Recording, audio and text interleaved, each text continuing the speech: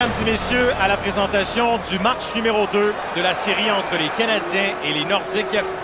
On se transporte le 20 avril 1993. Les Nordiques avaient gagné le match numéro 1 grâce à un but en prolongation de Scott Young.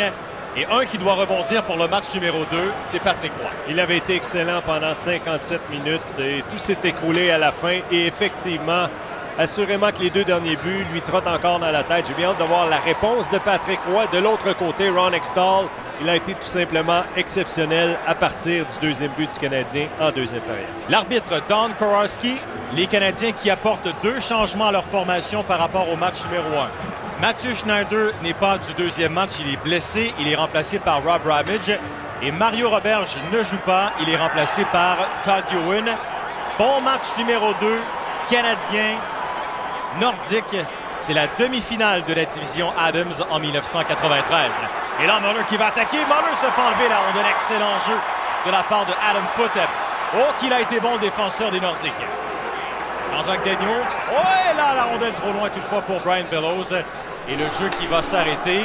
Muller qui aurait pu donner ton rapidement à ce match. Dès les premiers instants, le Canadien qui va effectuer une percée en zone offensive. Le résultat des courses, c'est Kirk Muller qui reçoit cette rondelle et qui tente de se départir de cette défensive. Regardez, alors qu'on met de la pression, Muller lui s'amène à contresens et avec sa rapidité. Mais regardez le jeu désespéré. Tu as fait mention du travail de foot. Leschyshyn également qui accroche un petit peu Muller. On l'a empêché de diriger un lancer sur la cage adverse. C'était ça le plus important, surtout dans les premiers instants à la maison.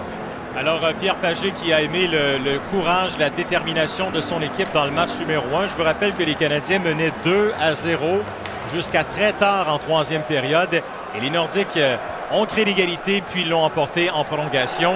Celui que vous voyez à la mise en jeu, Mats Sundin, il a eu un rôle important dans le match numéro 1. C'est lui qui a récolté une passe sur le premier but du match, celui des Nordiques, celui de Martin Ruzinski. Alors on le retrouve à nouveau avec Ruzinski et Nolan. Et Bellows et Sundin se sont donné de très solides coups de bâton à la mise en jeu. Cette série est entamée et tu fais bien le mentionner. C'était beaucoup plus que des points sur la feuille de pointage pour Sundin. C'est un joueur qui a pris les choses en main du côté des Nordiques, qui a été probablement le plus menaçant. Greg Wolanin qui se retourne va aller récupérer le disque. Il est dans le coin avec les freins. Il est frappé par le joueur des Canadiens qui était Kirk Muller. Bellows qui intervient et empêche Mats Sundin d'aller plus loin. Sundin lance la rondelle à la gauche de Patrick Roy. Il va laisser pour Jean-Jacques Daigneault. Daigneault a été frappé par Martin Ruzinski. Sortie de territoire avec Kirk Muller. Il envoie devant pour John Leclerc. Leclerc de retour à Muller. Muller vers Leclerc. Trop loin. Accélération d'Adam Foote. Hextall qui sort de son filet. Il envoie lui-même pour Owen Nolan. Kevin Haller qui revient. Alors, Haller qui va se servir de la rampe, remettre de l'autre côté pour Rob Ramage. Alors, première présence pour Ramage dans cette série. Lui qui avait été acquis quelques semaines auparavant du Lightning de Tampa Bay. Alors, il s'était amené avec le Canadien comme police d'assurance. Et cette transaction de Serge Savard s'était avérée payante puisque là, dans le match numéro 2, vient en relève à Mathieu Schneider qui était blessé. Oui, pas le même genre de défenseur. Un défenseur beaucoup plus stable, qui n'a peut-être plus grand-chose à offrir offensivement, mais il a de l'expérience du côté des Canadiens. Tu n'as jamais assez d'expérience et jamais assez de bons défenseurs dans ta formation. Moi, j'ai hâte de voir la réponse des Canadiens, justement. Après avoir eu le contrôle de ce premier match de la série, tu finis avec un goût amer, tu sais que tu as laissé filer cette rencontre. Comment les joueurs vont répondre? Quel genre de caractère on va offrir dans ce deuxième match? Alors, Jacques Demers est un motivateur. Il a toujours su tirer le meilleur de ses joueurs avec de la motivation, des vidéos, de la musique, des objets. Il l'a prouvé tout au long de ces séries de 1993. Alors, il espérait un bon départ de son équipe dans le match numéro 2. Éric Desjardins, avec la rondelle, va remettre en direction de Vincent Danfous. Danfous attendait son rival de pied ferme et la rondelle qui va tomber à l'extérieur de la surface glacée. Alors, à nouveau, on devra s'arrêter.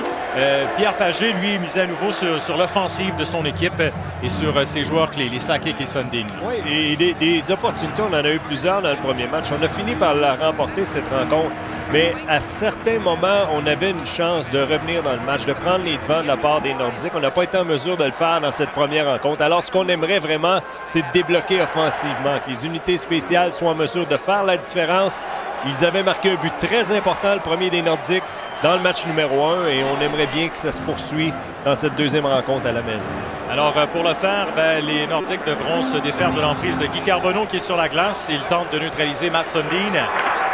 Steven Finn un tir, la rondelle est bloquée. Et cette remise sauve un dégagement, mais Finn était bien positionné pour retourner la rondelle jusqu'à Patrick Roy. Roy en direction de Benoît Brunet. Brunet, remise vers le centre.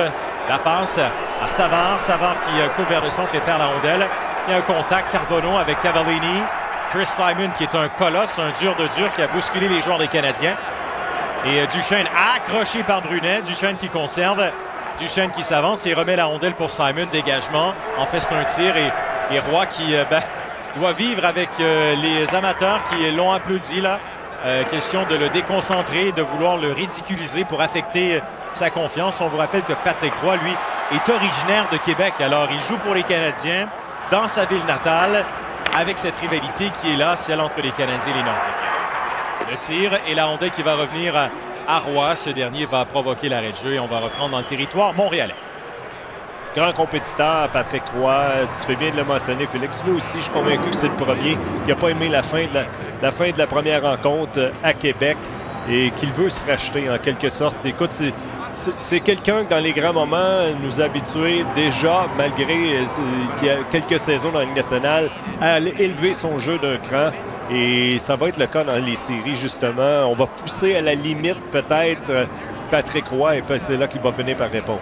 Alors, Steve Duchesne semble avoir retrouvé ses esprits. Il a été bousculé le long de la rampe par Benoît Brunet. Il y a des choses qui ne changent pas au fil des ans. Là.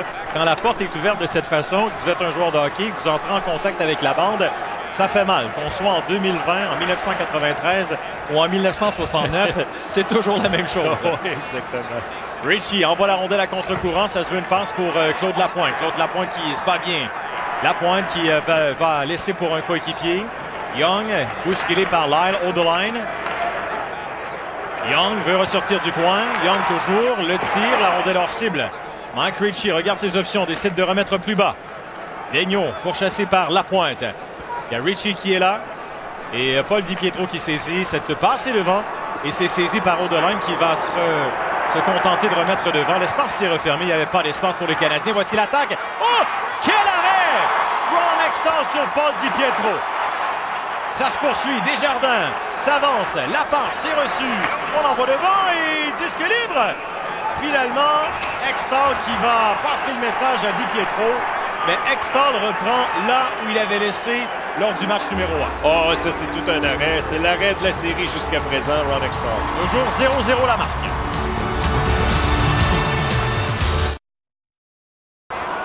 Mais Patrick Paul Di Pietro s'est fait voler par Ron Extall. Oh, regardez l'occasion. Droitier, la plupart du temps, on aime bien favoriser partie supérieure du côté du gant. La réaction, la réponse de Ron Extall. Frappe la jambière dans un premier temps. La réaction avec le gant par la suite. Tout un arrêt. Grand plaisir des spectateurs. De façon spectaculaire, on va le mentionner de la part d'Extall.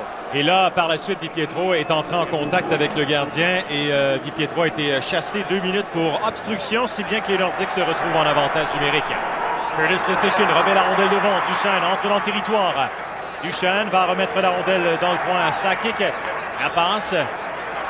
Kaminski, il va perdre la rondelle et entraîne sans le vouloir la rondelle en territoire des Nordiques. Là, Extall, très habile, très confiant, lance la rondelle plus loin. Kaminski mène l'attaque. Entre du côté droit. Remet derrière pour Nolan. Leschyshyn s'avance, lance. Compte! Curtis Leschyshyn en avantage numérique. Les Nordiques mènent 1-0. Oh, bien là, c'est une entrée de zone qui a été brisée tout simplement. Et Leschyshyn, lui, qui suivait le jeu de tout près, eh bien, va hériter de cette rondelle. Regardez, une bagarre entre Nolan et Mike Keane, pas en mesure de se départir de cette rondelle. Et je crois que la rondelle a frappé le bâton de Muller.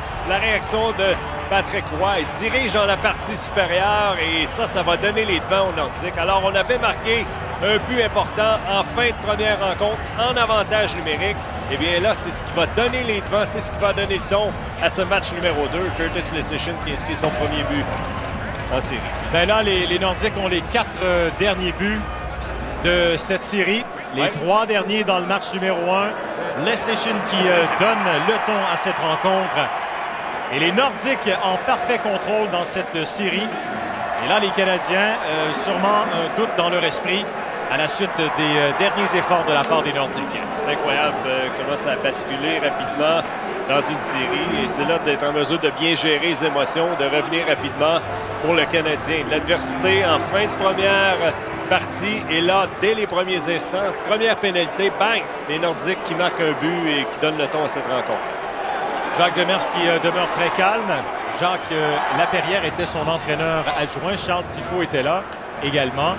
Alors, Jacques Demers était bien entouré. Il avait des joueurs d'expérience devant lui. Alors, Demers et Laperrière, de grands complices lors de ce printemps de 1993. Mais Laperrière était là pour de nombreux entraîneurs-chefs, pas seulement pour Jacques Demers.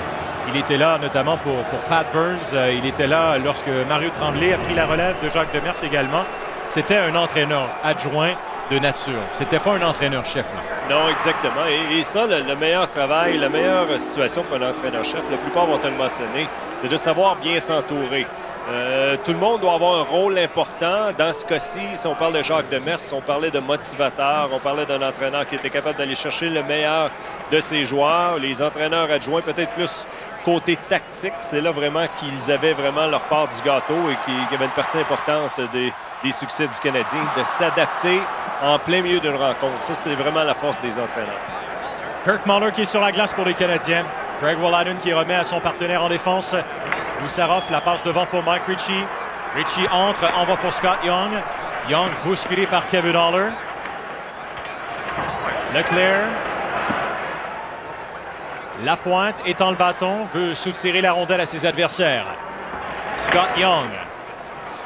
Haller, ce sera finalement Ritchie, la rondelle qui est soulevée.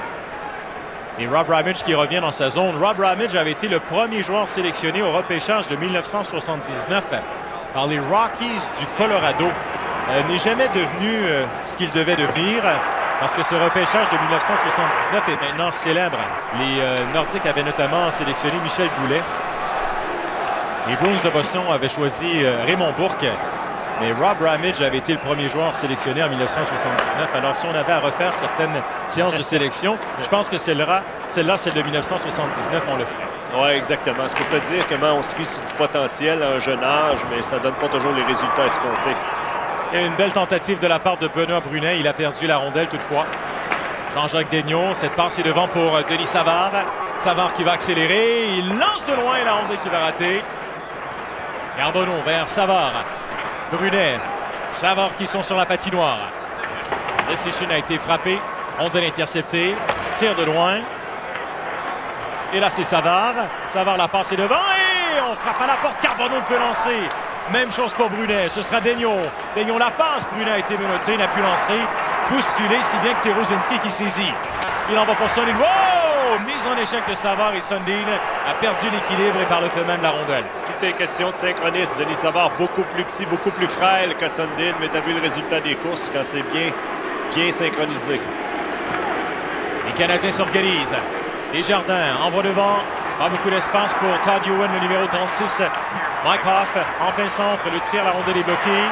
Valérie Kaminski ensuite du revers et la rondelle qui rate à la gauche de Patrick Roy. Dion qui va dégager. Un dégagement qui est refusé. Et les Nordiques qui mènent 1-0 grâce au but de Curtis Toseshi. Matt Sundin, 6 pieds 5 pouces, il a été bousculé par plus petit que lui, Denis Savard à 5 pieds 10 pouces. Oui, le synchronisme parfait de la part de Savard. Pas besoin de grand coup d'épaule, pratiquement effleuré l'attaquant des Nordiques, mais c'est tellement un bon moment qu'il l'a pris hors position et c'est Savard qui a bien paru sur la séquence. Steve Duchesne applique les freins, Dion arrive tout près, Dion voit la rondelle aboutir sur la palette de Mike Hoff. Hoff envoie loin devant, personne de son équipe pour saisir. C'est Patrice Brisebois. Brisebois, rondelle sur la rampe. Oh, et le tir de loin! Brisebois qui revient sur Kaminski. Et là, c'est Sakic devant. Rondelle libre. Dion qui perd. Duchesne envoie devant. Roy qui fait les vies à sa droite. Et Kaminski, la rondelle va lui revenir. Kaminski derrière Gustave lance. Oh, la rondelle libre et finalement, on empêche Hoff de lancer. C'est Brisebois qui n'a jamais lâché son rival. Ça se poursuit. Tire. Arrêt de Roy sur Joe Sakic. Ben là, on a a été menaçant du côté des Nordiques. Oui, c'est entamé par un revirement de la part de Brisebois et par la suite, on a vu les Nordiques qui en ont profité. Plusieurs menaces sur le filet de Roy qui a bien répondu. Lebeau, Chris Simon. Danfus envoie la rondelle derrière, c'est reçu. Ramage de tir de loin. On a bousculé le gardien Hextall. Haller devant, la rondelle est bloquée en défense. Et là, Wolanin qui est bousculé par Danfus. La rondelle était emprisonnée dans l'équipement de Craig Wolanin. Cavallini qui est là également. Et on n'ira pas plus loin. L'arbitre Don Kowarski qui donne sûrement des avertissements. Oui, là tu parles de colosse. Wolanin en est un défenseur qui est très physique. Pas le plus rapide, mais si le synchronisme est bon, on va avoir un bon coup d'épaule de décerner. Et pour revenir au début de match de Patrick Roy jusqu'à présent, on peut dire que ça a bien été. Sa meilleure séquence, c'est dans les derniers instants. Et regardez le revirement ici. Dans ce cas-ci, c'était Desjardins. Regardez le travail par la suite de Patrick Roy. Retour de lancer bien récupéré. Ça, pour un gardien de but, c'est énorme quand les défenseurs sont en mesure de lire ou d'anticiper où la rondelle peut se retrouver pour éviter une deuxième chance de marquer. Oui, on a... Peut-être que cette défensive, les défenseurs des Canadiens n'ont pas reçu assez de crédit lors des séries de 1993. Évidemment, tout était sur Patrick Roy, mais les défenseurs qui étaient là ont été utiles, efficaces et très fiables devant Patrick Roy. D'accord avec toi. Tu avais des joueurs qui bougeaient très bien la rondelle et on s'est bien défendu. On a bien patiné. C'est une défensive qui patinait bien, celle du Canadien. Vincent Danfus lance la rondelle directement sur Ritchie. Ritchie, le tir, rondelle arrêtée. Roy ne donnera pas de retour. Ramage ensuite bouscule Ritchie. Ben là, les attaques arrivent de partout pour les Nordiques. Et c'est une simple rondelle récupérée le long de la rampe de la part de Ritchie qui va initier cette attaque vers le filet. Regardez bien ici. Petit revirement de la part de Danfus. Et Ritchie qui a une opportunité encore une fois vers le filet. Le gardien qui ferme la porte jusqu'à présent. Patrick Roy sur la dernière séquence. Pas de retour de lancer. On le protège bien par la suite. Tu as vu Ramage, pas toujours évident quand tu t'amènes dans un match de séries éliminatoires. De laisser ta marque ou de ne pas faire d'erreur. Je sais que c'est un vétéran, Rob Ramage. Il n'en demeure pas moins que c'est toujours une situation qui n'est pas évidente. Alors, de nouveaux joueurs sur la glace pour les Canadiens. 1-0 la marque les Nordiques. Je vous rappelle que vous regardez le match numéro 2 de la série canadienne-nordique de 1993. John Leclerc saisit la rondelle. Leclerc qui veut déborder Goussarov. Leclerc se rend la rondelle, toujours en possession du disque et finalement Goussarov a assez bien joué. Par contre, il perd aussitôt. Bellows remise, la rondelle finalement va glisser jusqu'à Martin Rucinski qui envoie pour Nolan. Dégagement de Nolan.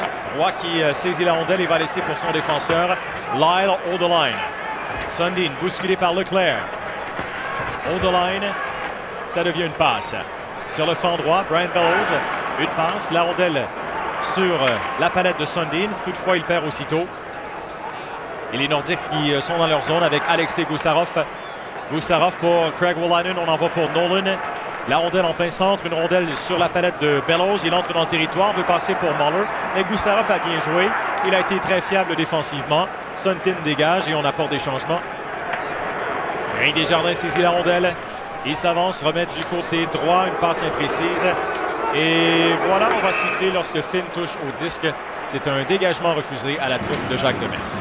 Oui, mais tu t'attends toujours à une poussée de l'équipe haute à la maison. La première période, souvent les 10 premières minutes, c'est là que ça va se passer pour l'adversaire. C'est de la façon dont toi tu vas réagir, ou toi tu vas prendre contrôle de ce match. Et jusqu'à présent, on peut dire que la plupart des menaces, ça se passe tous dans le territoire du Canadien. Les Nordiques qui chargent le filet de Patrick Roy. Plusieurs rondelles amenées, plusieurs retours de lancer. Ça fait partie du plan de match de générer de l'action et c'est une certaine offensive qui est importante. Tu gardes la rondelle le plus loin possible de ton territoire, de ton gardien de but. Et bien, c'est à l'avantage la plupart du temps de l'équipe qui fait ça. Oui, et les Canadiens se posaient des questions. Là, on avait mal terminé la saison régulière. Les ennuis se sont poursuivis à la fin du match numéro 1 et au début du match numéro 2. Et on se demandait si le printemps était pour être actif pour les Canadiens. Desjardins le tire, la rondelle qui va rater la cible. Brunet va laisser derrière pour Savard. Savard regarde vers le centre, décide de conserver la rondelle. Savard patine comme il l'a fait tout au long de cette carrière, cette brillante carrière, avec ses tourniquets, ses pivots. C'était vraiment sa marque de commerce à Denis Savard. Un dégagement et la rondelle qui aboutit dans le territoire des Canadiens. Desjardins à Brunet. Brunet remet vers le centre. Savard entre dans le territoire. Savard à Brunet. Brunet à la fin et arrêt de l'extension. Et au retour deux fois sensationnel. Oui, c'est l'histoire Ron Extall. Ça fait un bout de temps qu'il fait de l'excellent travail devant le filet des Nordiques et on vient de le voir encore une fois parce que c'est deux lancers à bout portant. On amène des rondelles à la cage, on charge le filet de Ron Extall. Il répond très bien aux menaces. La passe de Denis Savard vers Benoît Brunet dans un premier temps pour qu'il attaque le filet par la suite. Mais la réaction d'Extall de réaliser l'arrêt et par la suite de se diriger dans cette ligne de tir pour un deuxième lancé. Regardez, le fait qu'il attend une fraction de seconde ici, ça permet à Brunet de se démarquer. Un lancé, l'arrêt d'Extall, un deuxième de la part de Brunet. C'est lui qui a réalisé les deux lancés, les deux fois Extall qui dit non. Alors, Savard, Brunet et Carbonneau, des joueurs qui avaient une mission défensive dans cette série, dans les séries, c'est eux qui ont menacé la forteresse de Ron Extall.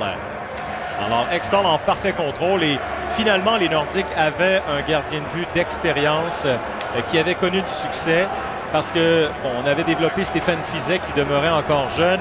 Ouais. Et par le passé, là, très longtemps, les Nordiques n'ont pas eu ce gardien de premier plan au sein de leur formation. Et Extall répondait à plusieurs critères vraiment demandés du côté des Nordiques. Ouais, les deux premiers matchs, écoutez, Extall a été sensationnel.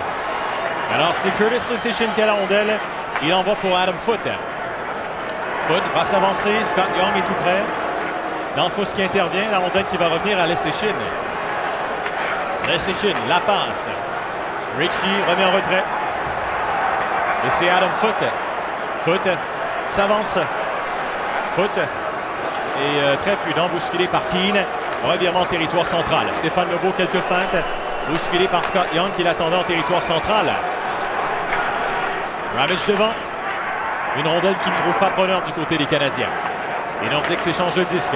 En zone neutre, le disque est soulevé. Danfos qui remet la rondelle sur la glace. Course pour lui-même.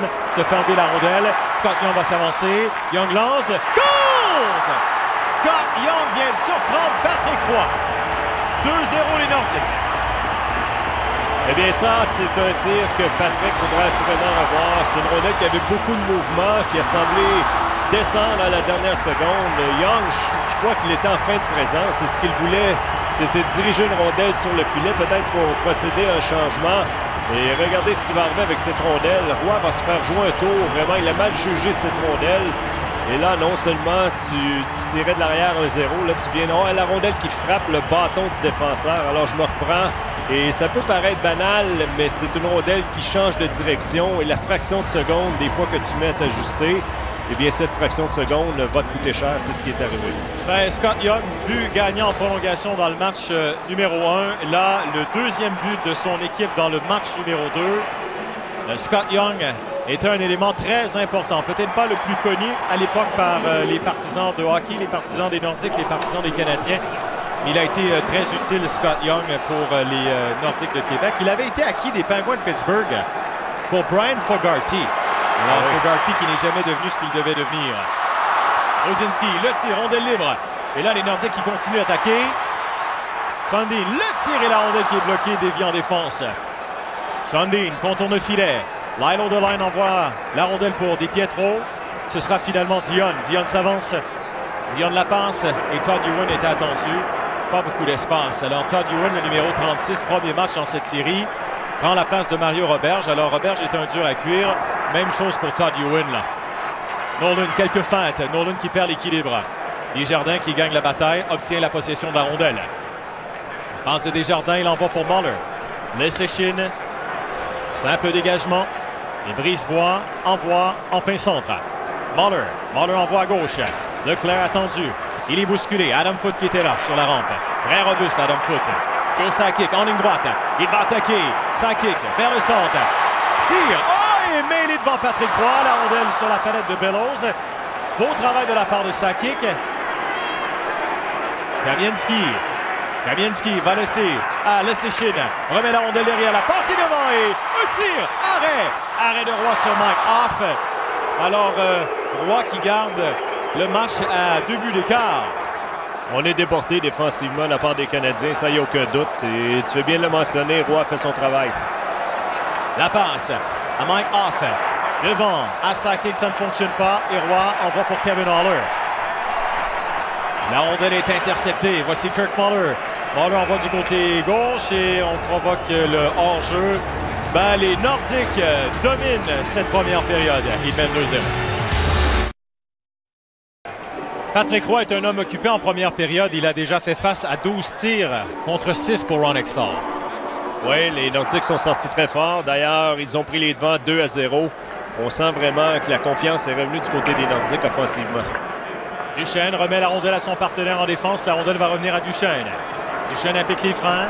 Cette passe du côté gauche, entrée de territoire avec la pointe. Il va d'une frappe. La rondelle qui va rater la cible. Oh, Young lance. Compte! Scott Young, deuxième du match, troisième de la série.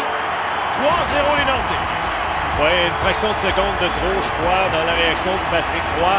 Une rondelle sautillante. Et ça, j'en ai parlé dans le match numéro 1. C'est une situation à surveiller pour un gardien de but parce que la rampe accélère, on dirait, cette rondelle quand elle rate la cible. C'est une rondelle qui va bondir tout le long et Scott Young, encore une fois, va utiliser son arme préférée. Regardez une rondelle qui passe par-dessus le bâton de Kevin Haller pour se diriger directement sur celui de Young. Et la fraction de seconde où Young va décocher, lui, se préparait, il a voyé venir cette rondelle. Maintenant, il y avait de l'incertitude. Est-ce qu'il va y toucher, est-ce qu'il n'y touchera pas? Roy va se faire battre entre les deux jambes, mais là, ça donne une belle priorité. Alors, 6 buts sans réplique pour les Nordiques dans ce match. Si on additionne les buts dans le match numéro 1 et les buts en première période jusqu'ici, alors les Nordiques avaient le vent dans les voiles. Vraiment, tout allait à merveille, en parfait contrôle de cette série et surtout de ce match. La passée devant et la rondelle qui va être redirigée. Patrick Roy qui, ben voilà, entend les spectateurs l'applaudir. On prend dérision. Cette passe jusqu'à Brunet. Brunet à la feinte et Nolan qui intercepte. Il a bien réagi défensivement. Owen Nolan, la rondelle qui est lancée dans le coin. C'est Lyle O'Deline. Mise en échec par Martin Ruzinski. Sundin. Rondelle à Nolan. Nolan. Il attend, patient. Nolan contourne le filet, va laisser pour Sundin. Sundin tentait la passe vers l'enclave. Rondelle interceptée. De retour à Sundin. Et la rondelle à Gusarov, le tir de loin, la rondelle dévie. Il va être redirigé jusqu'à Nolan qui va passer pour Ruzinski. Ruzinski. La passe dans le coin. La rondelle interceptée. Et voici les Canadiens en possession de la rondelle. C'est Vincent Danfous. Danfous va laisser pour Lebeau. Lebeau, la fade et... Oh, et la rondelle passe dans le demi-cercle, il n'y a pas de tir. C'est Danfous. Keane, le tir, la rondelle est bloquée. Mais là, Lebeau a raté une belle occasion de marquer pour une première fois pour les Canadiens ce soir. Et c'est souvent ce qui se passe. Hein? L'équipe va capitaliser, l'autre équipe a le bon et on ne parvient pas à trouver le fond du filet parce que l'opportunité était là dans l'enclave. Aaron Extall, intraitable. On entend le sifflet. Prochaine mise en jeu dans le territoire des Nordiques. Alors, l'attaque produisait et Extall arrêtait tout pour les Nordiques. Les Nordiques qui mènent 3-0. Oui, exactement. Et vraiment, c'est ça que tu as besoin de la part de ton gardien de but. Du moins, il a gardé le joueur à l'extérieur. Une menace dans l'enclave qui n'est jamais vraiment venue. Il fait du très bon travail. Il voit tous les rondelles en ce moment, Ron Extall. Le Séchine passe pour Adam Foote. On envoie devant pour Valérie Kamienski. Kamienski, le Séchine, tire de loin. La rondelle frappe la baie vitrée derrière et tombe sur le filet. Alors, à nouveau, le jeu qui s'arrête.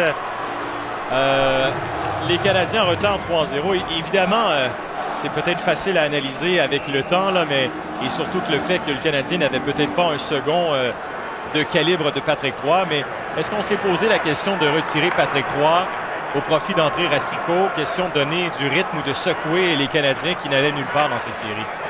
Écoute, je pense pas qu'on l'a considéré sérieusement, même si ça aurait pu être une situation des fois pour changer le rythme dans un match. Ça n'en demeure pas moins que Jacques Demers le savait très bien. Si tu veux gagner, ça va passer par Patrick Roy. Alors, c'est à lui de répondre et il a démontré par le passé que c'est un gagnant qui est capable de relever son jeu d'un cran dans les moments importants. Et on va continuer à faire confiance à ce qu'il a démontré. Oui, c'est ça. Alors, Jacques Demers l'a déjà dit par la suite, il vivait où il gagnait ou il perdait avec Patrick Roy. C'était son homme de confiance, puis peut-être qu'il voulait permettre à Patrick de retrouver une certaine confiance puisqu'il restait encore beaucoup de temps ce match numéro 2. Alors, vous savez, des fois, on porte des jugements très, très rapides. C'est facile de dire on retire un gardien, on procède à tel changement, mais il y a des raisons derrière tout ça. Et moi, je suis convaincu que si tu demandes à Patrick, dans ce genre de situation, il veut être là. Il veut être là pour aider ses coéquipiers à se relever. Il veut faire partie de la solution et c'est ce qu'il a fait tout au long de sa carrière.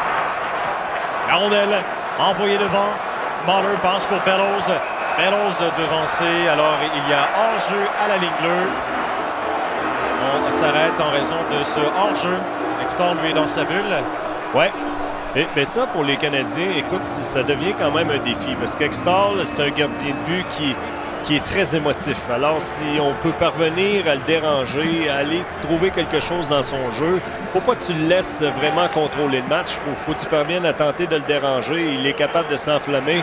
On a fait mention dans le match numéro 1 face à Chelios il y a quelques années également. Ça avait été très intéressant. C'était en 1989.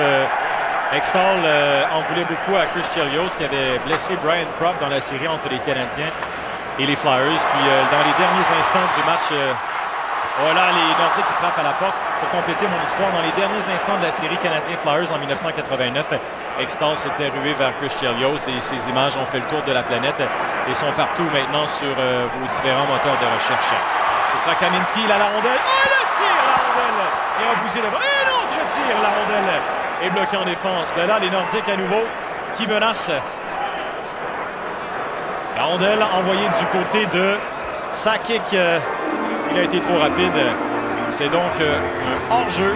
Joe Sakic qui était le cœur de cette attaque des Nordiques du Québec. Oui, exactement. Mais là, écoutez, le Canadien qui semble pas être dans le coup du tout, même, je te dirais. Les opportunités de qualité qu'on donne à l'adversaire sont assez incroyables. On est débordé et même si Roy aimerait peut-être avoir un but ou deux, eh bien, il n'en demeure pas moins qu'il fait face à tout un barrage en première période. Et pour un gardien de but, à un certain moment, tu as besoin d'aide. Tu as besoin de ta défensive qui vient à ta rescousse. Et c'est pas ce qu'on voit à ce moment-là. Alors, là, les Canadiens qui vont tenter de retrouver leur repère calmement et prudemment. Savard, frappé par Nolan. Sundin. Alors, tout le crédit revient aux Nordiques, là, qui joue à la perfection. Sundin envoie la rondelle devant pour Nolan. Et dégagement, une rondelle qui glisse jusqu'à Extall. Il va laisser pour Goussarov. Goussarov ouvre vers le centre. Goussarov entre dans le territoire. Carbonneau ne lâche pas. Là, il l'accroche. Le jeu se poursuit. Rosinski. Carbonneau qui revient dans le coin. Et Carbonneau tente le dégagement. C'est intercepté. Le tir arrêt d'Hamilton de Roy. Il conserve le disque dans son gant. Et il n'y aura pas d'autre attaque. Du moins pas pour le moment pour les Nordiques. Et là, le défi vraiment pour les Canadiens, c'est de savoir si le doute s'est installé. Après avoir laissé filer cette avance dans le premier match, là, tu tires de l'arrière déjà 3-0 et c'est facile de voir ça comme vraiment un gros défi, ce qui s'en vient pour le Canadien, alors que tu dois toujours tenter de demeurer dans le moment. Il reste beaucoup de temps. Est-ce qu'on est en mesure de bâtir tranquillement mais sûrement une situation ou quelque chose qui pourrait nous aider à trouver une façon de gagner éventuellement? Je ne sais pas si ça va être dans ce match-ci, mais ça va être à suivre dans les prochains matchs. Desjardins, le tir, le dégagement. Alors, Extall qui saisit la rondelle va remettre sur la baie vitrée.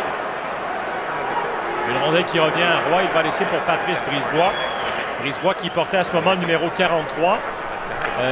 Lors de son deuxième passage avec les Canadiens, il a changé pour le numéro 71.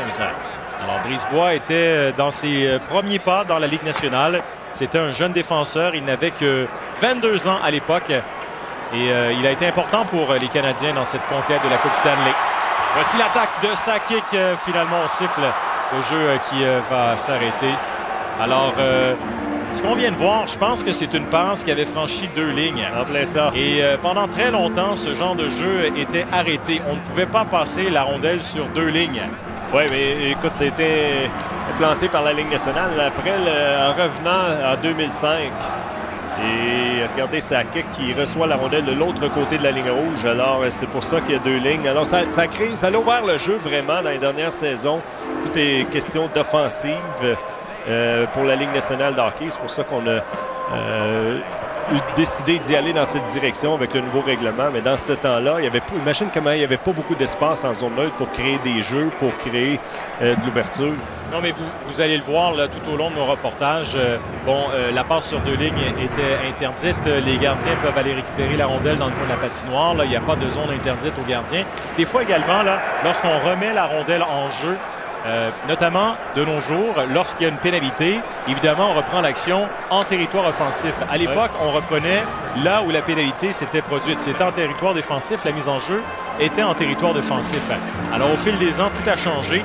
Et c'est pour ça que je suis convaincu que vous regardez le match de ce soir et vous vous dites « Ah, pourquoi telle décision? Pourquoi une telle? Pourquoi pas celle-là? » Et ce sont les règlements qui ont évolué au fil des ans. Tu avais le droit de procéder à des changements également sur les dégagements refusés. Écoute, la Ligue nationale, je pense qu'elle a amélioré le spectacle en ce sens.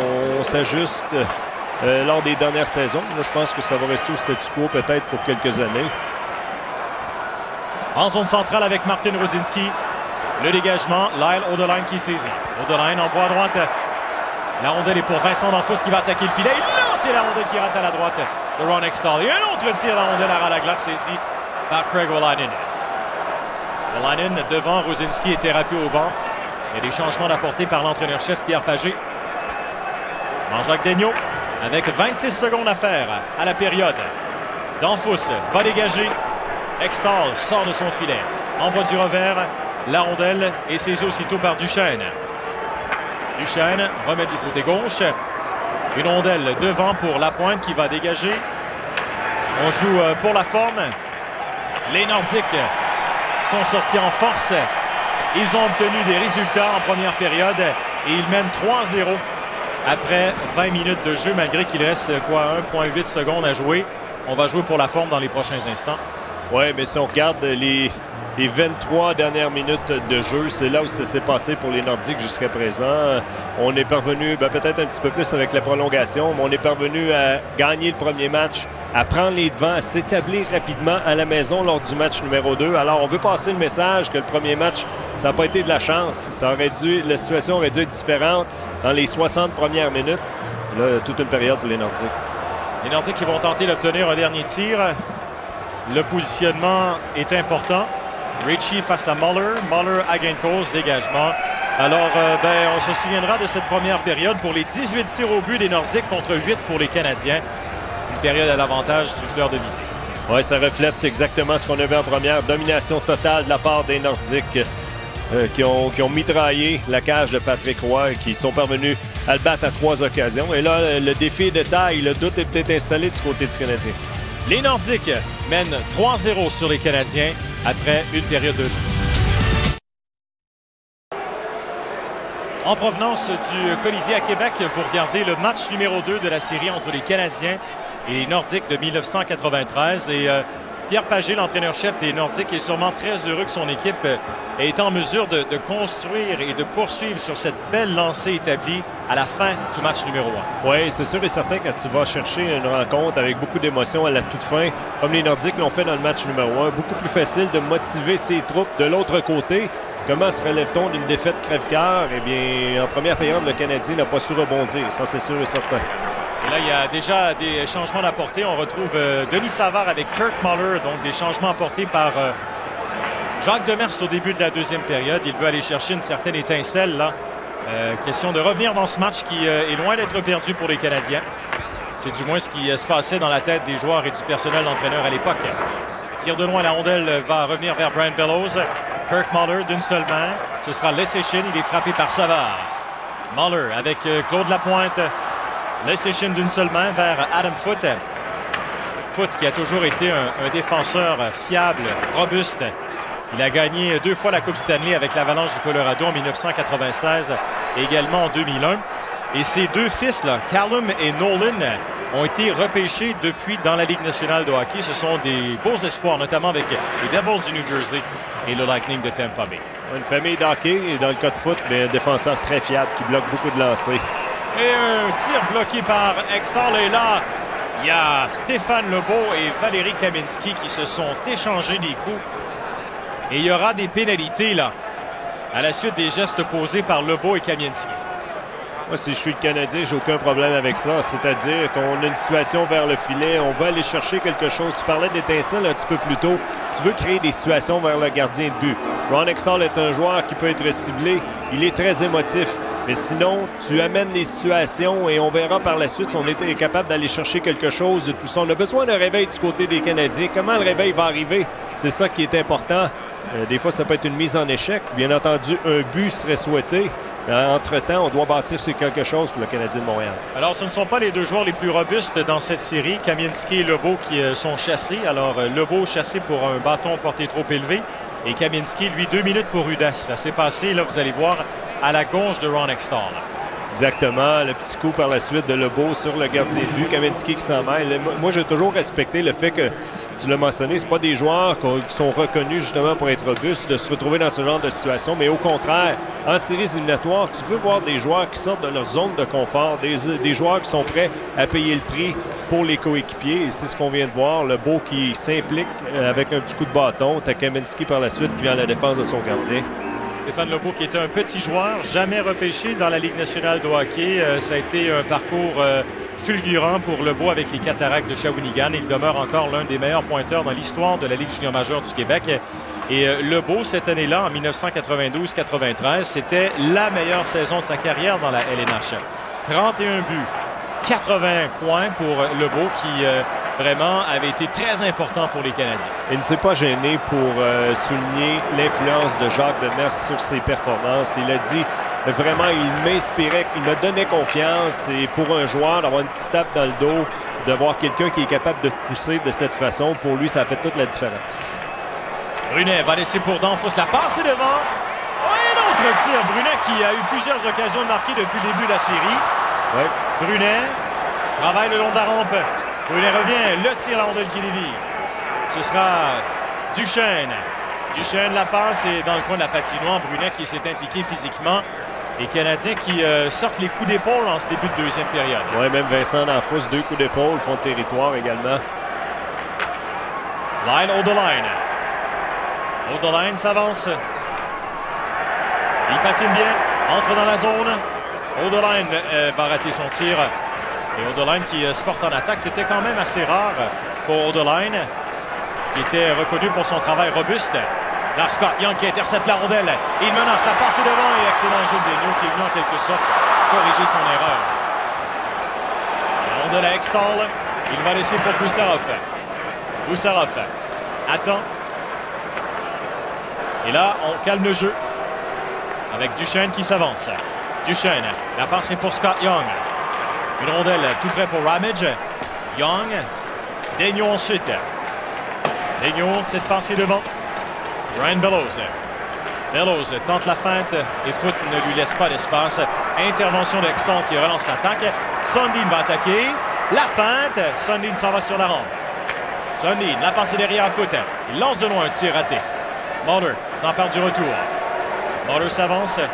Keane ensuite attaque de Haller. Il a été devancé. Il y a hors-jeu.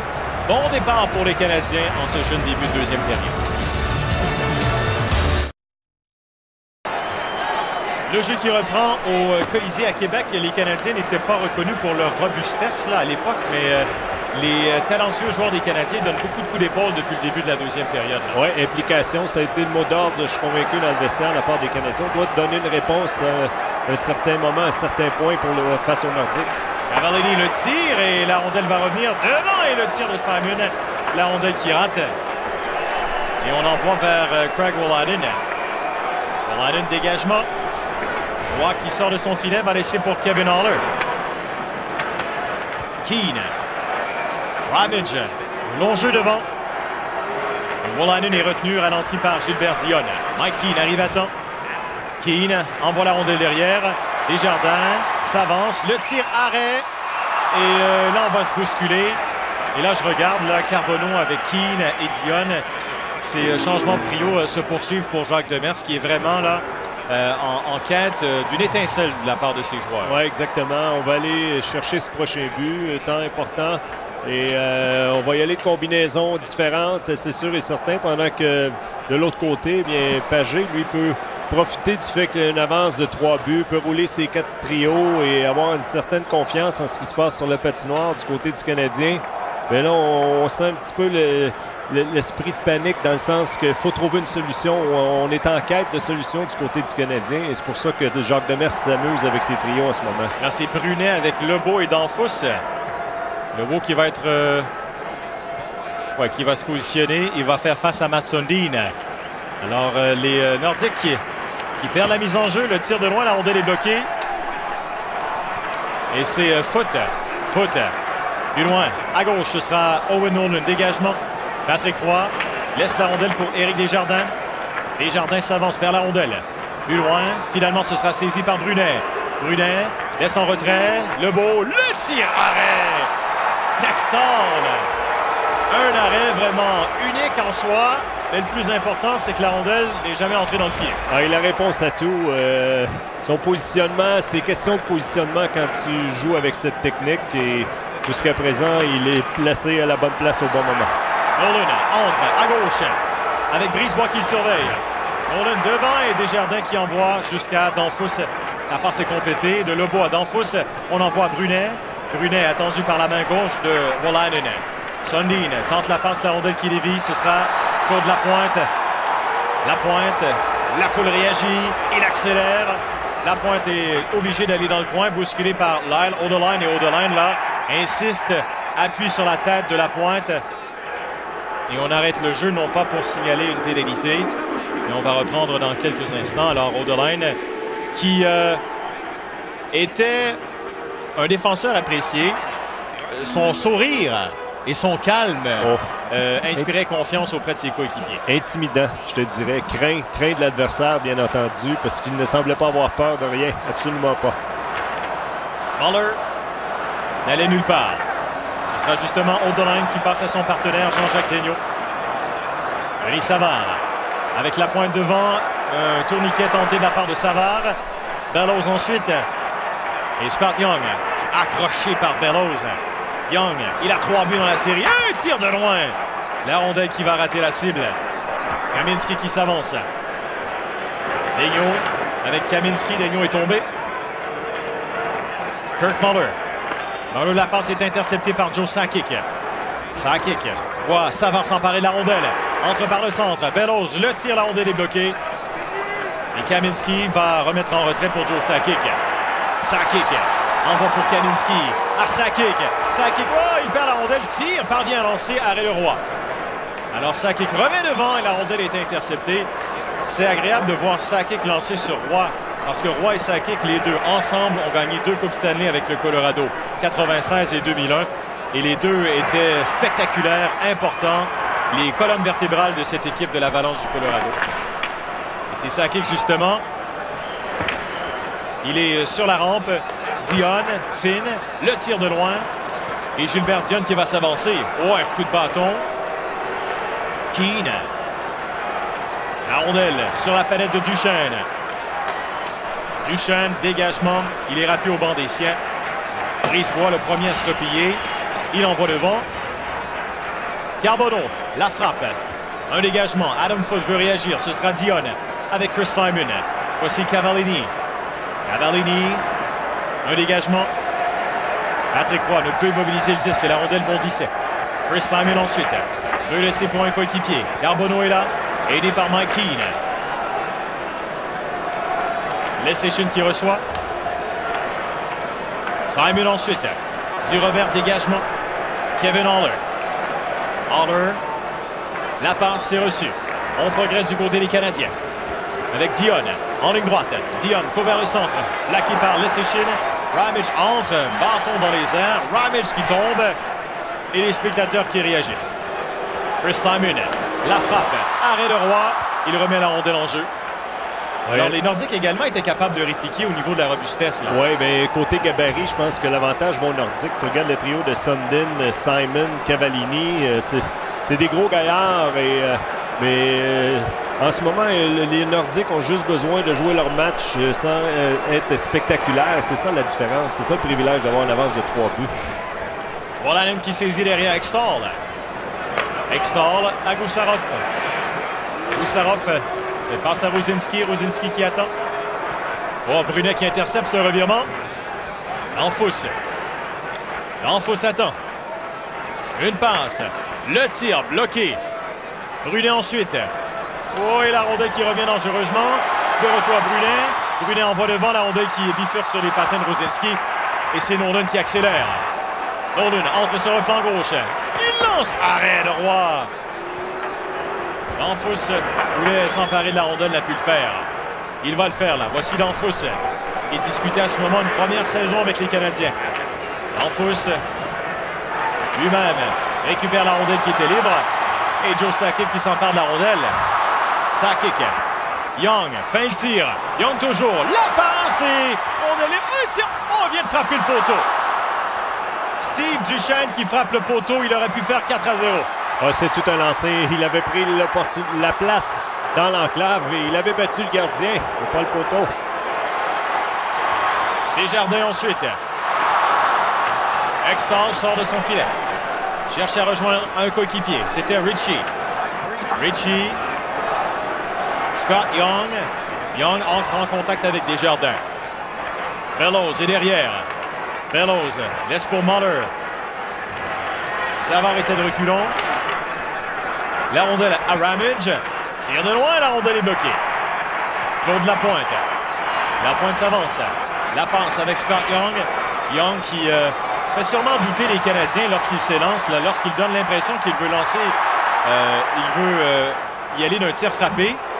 Oui. Les Canadiens doivent y penser parce que c'est son arme de prédilection. Et je te dirais qu'en tant que gardien de but, tu y penses également. À un certain moment, quand un joueur a ton numéro, des fois, ça vient que ça te joue dans la tête un petit peu. Sakic. Il entre dans le territoire. Sakic la feinte. Du revers. Le tir. Arrêt de Roy. Une rondelle qui va glisser en territoire identique. On va siffler. Dégagement qui est refusé. Ben, ce qu'on a vu dans les derniers instants, c'est le Canadien exercer de la pression en zone offensive. Mais de l'autre côté, on a donné plusieurs bonnes chances de qualité aux Nordiques de Québec. Et ça, la meilleure provient du bâton de Steve Duchesne qui se retrouve seul dans l'enclave. Mais le jeu s'est ouvert. Alors le Canadien ouvre le jeu. On veut créer de l'offensive, mais on donne des bonnes chances de l'autre côté aux Nordiques. Sort de son filet. Ce sera Sakic. Off. Mike Off. La passe était pour Sakic. Sakic. Longe la ligne bleue. Revient vers le centre. Sakic toujours. Belle feinte. Accroché. Devant et la rondelle est interceptée. Ben là, Sakic a été excellent. Il y a un joueur des Canadiens qui perd l'équilibre, c'est Dion. 10 pieds droit, Dion. Le tir, la rondelle est bloquée. En zone centrale. Sakic envoie du côté droit.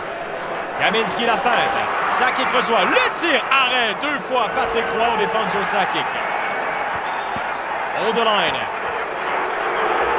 La passe en plein centre, trop loin pour Paul Di Pietro. Les spectateurs au Colisée qui réagissent. On réclame une pénalité sur les dernières actions tout près du filet de Patrick Roy. Oui, surtout à l'égard de Joe Sakic. Écoute, vraiment, les dernières secondes lui appartiennent. Vraiment, c'est un joueur qui est ciblé. C'est un joueur qui a eu de très bonnes chances de marquer. Mais le Canadien est parvenu à bien le contrer. Alors, les Canadiens qui attaquent là. La passe est devant Brisebois qui perd l'équilibre. Une rondelle vers Nolan. Nolan perd son bâton à la suite du contact avec Brunet. Il y a enjeu à la ligne bleue. Owen Nolan, 2 fois, il a marqué 40 buts ou plus dans la Ligue nationale de hockey. Il aura joué un total de 1200 matchs, 885 points. C'est un joueur qui, notamment, fait parler de lui lorsqu'il jouait pour les Sharks de San Jose. Tu te souviens, c'était un redoutable marqueur avec les Sharks également. Et c'est un joueur qui était capable de donner de sérieux coups d'épaule également. Donc, c'est un joueur qui était complet. Un attaquant de puissance, Owen Nolan, qui a un excellent lancer également. Il ne se gênait pas pour l'utiliser. Il était capable de battre le gardien de but du haut des cercles, même s'il n'y avait personne devant le gardien. C'était une menace avec la puissance de son tir. Vous qui revient, tirera à la glace, la rondelle interceptée et Extall a voulu balayer le devant de son filet. Voici Danfous. Danfous la passe, Sundin intercepte. Wolanin jusqu'à Martin Ruzinski. Ruzinski. Goussarov. Goussarov. Là, mauvais jeu, sortie de territoire, finalement qui ne vient pas. Les Canadiens saisissent et avec la frappe de Brisebois, on retourne chez les Nordiques. Goussarov. Ce sera Wolanin. Kevin Haller revient dans sa zone. Haller. Rondelle reçue par Kirk Muller. Extall décide de demeurer dans son demi-cercle. Foot évite le contact. On voulait le frapper solidement. Scott Young à la ligne bleue. La rondelle qui dévie. Laissez Chine. Une rondelle à la pointe. Dégagement. Ce sera Ravage qui remet pour Haller. Dégagement. Extall. Oh là, il y a mésentente du côté des Nordiques. On s'en sort bien pour le moment. On entre avec Foot. Foot devant le tir. Rondelle arrêtée par Roy. Et là, il y a Ravage qui passe un message aux joueurs des Nordiques. Dans sa carrière, Rob Ravage a avancé plus de 2000 minutes de pénalité. Et sur la séquence, il s'est assuré que Mike Ritchie était pour se tenir bien loin de Patrick Roy. Oui, exactement. C'est la façon de faire. Tu es en série et c'est une chose que tu veux protéger, justement, c'est le devant de ton filet, protéger ton gardien de but. Et le vétéran qui en a vu d'autres, on passait le message à Ritchie, qui lui ne se gênera pas pour le faire tout au long de sa carrière. C'est son style, c'est son genre de jeu. Il est toujours dans la circulation, là où ça brasse. Mike Ritchie n'a jamais eu peur de ça. Pour ce qui est de Guy Carbonneau, lui, il est fidèle à lui-même, il garde son calme. Carbonneau, comme capitaine, il était relativement discret. C'est peut-être pas lui qui parlait le plus dans le vestiaire, mais quand il parlait, c'était bien senti. C'est un homme calme, posé, méthodique, studieux. Et c'est pour ça qu'on le retrouve au temps de la renommée maintenant. Il a été différent des autres, Guy Carbonneau. Il a mené par l'exemple. Et ça, c'est la plus belle chose qu'un capitaine peut faire, mener par l'exemple à chaque présence sur la patinoire. Rignaud l'a passé devant. Dion vers Di Pietro qui accélère. Extall s'avance, il ne se gêne jamais, Ron Extall. À cette époque où les gardiens demeuraient dans leur demi-cercle très souvent, c'était sûrement quelque chose ça faisait sûrement partie du plan de match des Canadiens. C'est sûr et certain. Puis écoute, ça l'aide grandement les défenseurs des Nordiques. Moi, je suis convaincu qu'eux ont apprécié grandement parce que le fait de ne pas toujours avoir le visage dans la baie vitrée, les joueurs du Canadien qui s'amènent avec de la pression. Et la Carbonneau l'a passé devant et Extall qui tombe. Chris Simon qui s'avance avec le disque. Simon vers la rondelle. Coup de bâton de la part de Dion. C'était aux dépens de Gino Cavallini. Hold the line, le jeu en plein centre. Lebeau, attendu. Alors, impossible de créer de l'attaque du côté des Canadiens sur la dernière descente. Lie hold the line. Ça kick. Et là, ce sera Lebeau. Lebeau, la passe est complétée. Le retour à l'eau. Oh, attention là! Lebeau a été frappé par Wolanin et Lebeau a été chanceux de tomber à la renverse, sans quoi le contact aurait été plus sévère, j'en suis convaincu. Oui, je pense qu'il l'a vu venir à la dernière seconde. Il y a eu une réaction de sa part. Il est là, pas de casque, mais ça aurait pu être dangereux. Brunet, devant. Lebeau, finalement, Wolanin, les deux se retrouvent. Lebeau tente de gagner sa bataille, parvient à lancer. Extall qui conserve la rondelle dans sa mitaine. Lebeau l'a échappé belle. Les conséquences auraient pu être beaucoup plus fâcheuses, j'ai envie de vous dire. Oui, exactement. Wolanin reconnu pour ses mises en échec. Regardez le capitaine Carbonneau qui est debout au banc des Canadiens, lui, qui veut s'assurer que tout est fait dans la légalité. Il reçoit cette rondelle et à la dernière seconde, il va assurément, il a anticipé ce contact et c'est probablement ce qui va le sauver. Parce que regardez de la façon dont s'amène Wolanin. Il a le coude dans les airs. Ça aurait pu être désastreux comme situation. Non, pas de pénalité. Alors, Lebeau qui retrouve ses esprits au banc alors que Carbonneau, là, laisse aller sa frustration et explique pourquoi il souhaitait une pénalité de la part de Craig Wolanin. Craig Wolanin, lui, a été célèbre à Québec parce qu'il a été acquis pour Peter Stastny. Lorsque les Nordiques ont décidé d'échanger Peter Stastny, ils l'ont échangé aux Devils du New Jersey. Et en retour, c'était Craig Wolanin. Alors, sans vouloir manquer de respect à Craig Wolanin, l'impact n'était pas le même. Et le cœur de bien des Québécois était brisé lorsqu'on a vu Stastny être échangé aux Devils du New Jersey. Oui, un des grands à avoir joué pour les Nordiques, un des joueurs qui a marqué l'histoire de la formation de Québec. On avait besoin d'un défenseur robuste. Et là, on vient d'en avoir un bel exemple. Un grand défenseur, c'est sûr et certain qu'il n'y avait pas de comparable pour ce que Stastny a fait. On venait d'échanger le meilleur joueur de la concession des Nordiques. Tout simplement, ça s'était passé, si ma mémoire est fidèle, à la date butoir des transactions quelques années auparavant. Les Nordiques, ils n'allaient nulle part et on voulait y aller avec un mouvement jeunesse. Et on avait dit au revoir à Michel Goulet, à Peter Stastny notamment. On avait amassé les premiers choix au repêchage et on bâtissait pour l'avenir. Et l'avenir, c'était ça. C'était la saison 92-93. Alors, on avait mangé notre pain noir à Québec pendant quelques années. Mais la saison 92-93 était belle. Oh, bel arrêt de Roy au dépend de Séchine. Ce sera Ramage. La rondelle qui va frapper le juge de ligne. L'attaque se poursuit. Foot, contour de filet. Foot, la passe, la rondelle interceptée. Oh, et là, Muller qui retient son geste. Il a été ennuyé, embêté. Les Nordiques qui en profitent pour retourner la rondelle jusqu'à Patrick Roy. Et c'est un joueur qui connaît toute une série jusqu'à présent pour les Nordiques. C'est Curtis Leschyshyn. Ses premières séries éliminatoires, vraiment, c'est lui qui a initié encore une fois la dernière attaque des Nordiques. Il est de tous les combats. Ben, tu viens de le dire, il avait marqué le premier but du match également au tout début de la première période. Alors là, Bellows a été rudoyé, les spectateurs qui ont réagi. Muller la passe. Oh, il l'arrête Extall à la renverse et goal! Les joueurs des Canadiens pensent avoir marqué, mais attention là. Ouais, la lumière. L'officiel Kowarski a le bras levé et on vous rappelle qu'à l'époque, il y avait une personne derrière le filet qui allumait la lumière rouge s'il croyait que la rondelle avait franchi la ligne. Et là, tu as vu Denis Savard se diriger directement vers cette personne derrière le filet. Et si la lumière n'est pas allumée, on va s'en fier à son jugement. S'il n'y avait rien de concluant sur la patinoire de la part des officiels, eh bien, souvent, c'est la personne qui va déterminer si la rondelle a pénétré ou pas dans le filet. Ben voici la première reprise. Oui, mais première opportunité, l'arrêt de Ron Extall et le retour par la suite. Le bâton d'Extall va être sur la patinoire et en première vue, c'est pas évident. Peut-être de cette angle, on va avoir un petit peu d'aide. Regardez, le bâton était bien positionné pour réaliser l'arrêt. C'est juste le petit contact par la suite qu'il y a eu avec la pointe. Et c'est là que le bâton va bouger un petit peu, mais non. Je pense que à première vue, c'est pas concluant. Non, parce que la personne qui était située derrière le filet avait beaucoup de pouvoir. Oui. Pouvait vraiment influencer un but ou pas. De nos jours, il n'y a plus personne derrière le filet. Pendant très longtemps, il y avait une personne derrière le filet, mais cette personne n'avait aucun pouvoir. Son principal mandat, c'était d'allumer la lumière. C'était tout. Ouais.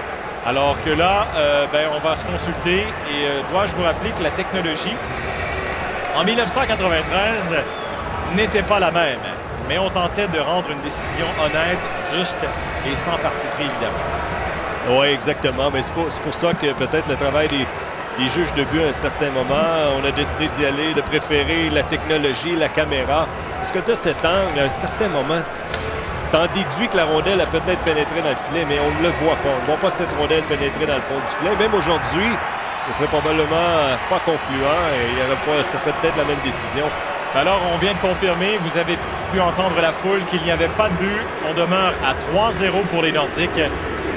Et Kirk Muller et Denis Savard, eux, posent des questions à l'officiel Don Kowarski. Kowarski qui a une belle carrière comme arbitre, lui, dans la Ligue nationale de hockey. Et à la suite des derniers événements, il y a une pénalité qui a été imposée. Mike Ritchie a été chassé pour rudesse. Oui, pour revenir à Kowarski, écoute, ça en a un autre officiel qui a eu une très belle carrière, un autre officiel qui n'avait pas peur de contrarier ou de donner son point de vue dans une situation. Ça faisait partie d'être un officiel dans la Ligue nationale. Il ne faut pas oublier que tu avais un seul officiel qui devait voir tout ce qui se passait sur la patinoire. Donc, les responsabilités étaient très grandes. Pas toujours évident de voir tout ce qui se passe en même temps sur la patinoire. Il y a beaucoup d'attention, lui, en ce moment, derrière le filet, bien entendu. Exactement. Alors, parfois, c'était un deuxième emploi pour ces gens qui étaient derrière le filet. Ouais. Et cet emploi partiel était très important. 3-0 les Nordiques.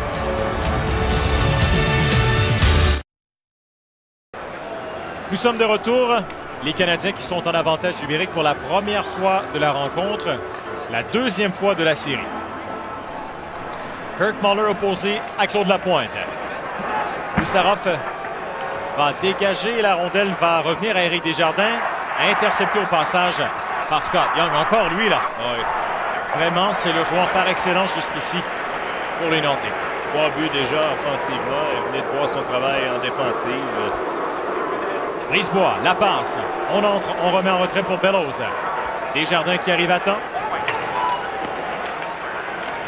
Muller applique les freins, remet la rondelle sur la rampe. Ryan Bellows. Bellows tente la passe devant et le tir. Arrêt de Hextall.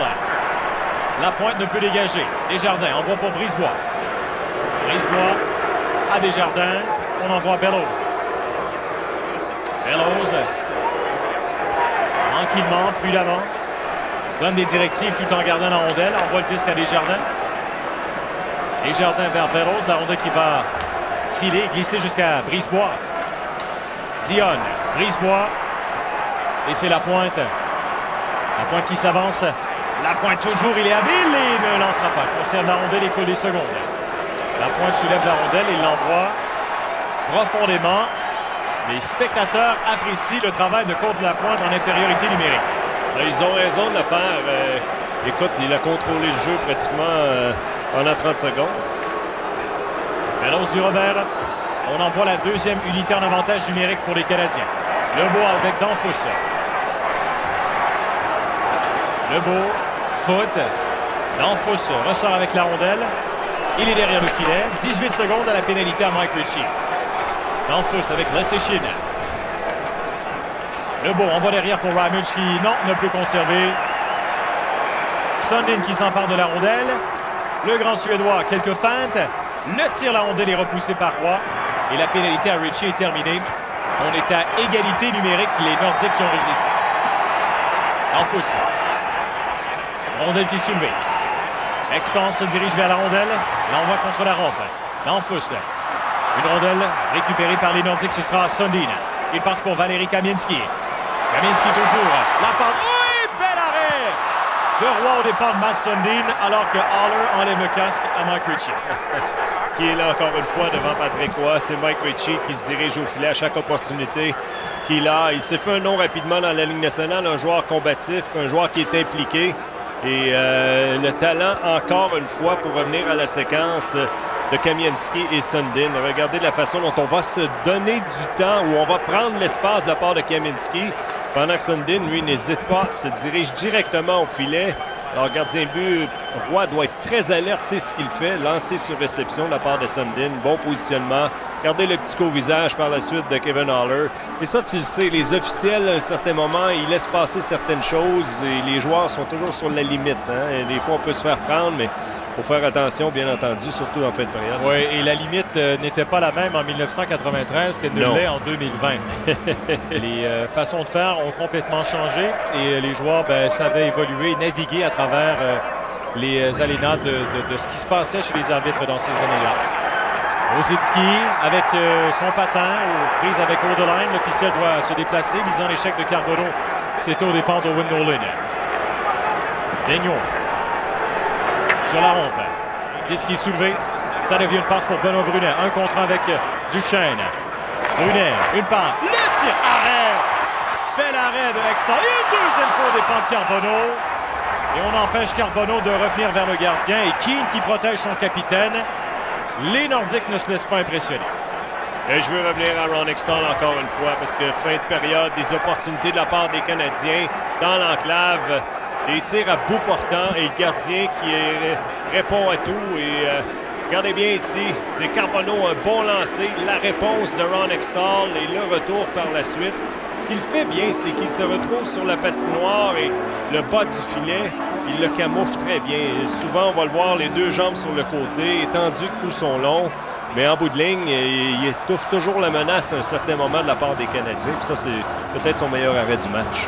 Alors, Guy Carbonneau qui va retourner au bord des siens en repensant certainement à ses deux occasions de marquer au dépens de Ron Hextall. Ron Hextall qui avait participé à la finale de la Coupe Stanley en 1987 avec les Flyers. Et avec les Nordiques, bon, n'était demeuré qu'une seule saison, avait été échangé aux Islanders, était retourné par la suite avec les Flyers.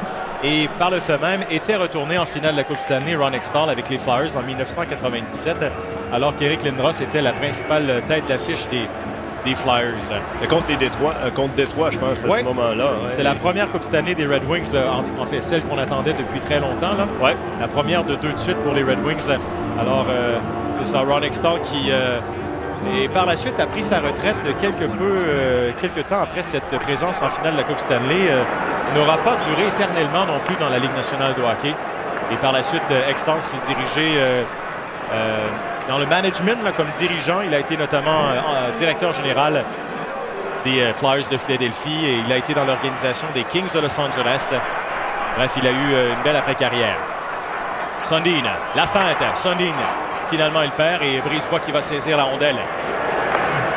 Cette rondelle interceptée par Leschyshyn. Leschyshyn envoie vers le centre. Sundin envoie derrière à Leschyshyn. Ce sera plutôt pour Kaminski. Kaminski contourne le filet. Kaminski attend. Kaminski toujours. La feinte, une passe reçue devant. Oh, et là, c'est Leschyshyn qui cogne à la porte. Et on entend le sifflet. Nous sommes dans la dernière minute de la deuxième période. Et encore Leschyshyn, vraiment. C'est un défenseur. On le voit à l'attaque. Il a plusieurs chances de marquer. Il le sait très bien. On se bouge tellement bien la rondelle du côté des Nordiques que les opportunités sont là. On trouve les lignes de passe. Regardez Leschyshyn, tout juste derrière cette défensive. La passe est là. Roy dans son déplacement. Le fait qu'il joue un petit peu plus profond que Hextall, ça lui donne cette opportunité, cette chance de traverser d'un bord à l'autre pour Patrick Roy, alors qu'il s'est bien positionné devant la palette de Leschyshyn pour réaliser l'arrêt. Écoute, une première période qui est très occupée pour Roy, mais en deuxième, il fait d'excellent travail. Là, Brian Bellows est chassé pour avoir donné un double échec. 19 minutes 34 secondes de cette deuxième période. Les Nordiques qui retournent en supériorité numérique. Sundin, la passe transversale, reçue, on envoie Duchesne. Duchesne, autre passe pour Sakic. Sakic à Duchesne. Duchesne de l'autre côté, le tir arrêt de Roy. 10 secondes à faire, dégagement de Carbonneau. Alors voilà, on va revenir avec Sundin. A-t-il le temps de lancer? Il va d'une fin, on lui fait perdre l'équilibre et on entend le son de la sirène. Les Nordiques seront en avantage numérique pour le début de la troisième période. Oui, belle opportunité à la toute fin. Roy a dû signaler encore une fois. Vraiment, les Nordiques qui ont clairement l'avantage jusqu'à présent grâce à celui que vous apercevez, Ron Hextall, qui est parfait après 2 périodes et 18 lancés des Canadiens. Au retour, le début de la troisième. Nous sommes en troisième période. Match numéro 2 entre les Canadiens et les Nordiques en 1993. Et pour amorcer l'engagement, les Nordiques sont en avantage numérique. On a chassé Brian Bellows à la fin du deuxième 20. Bellows a donné un double échec.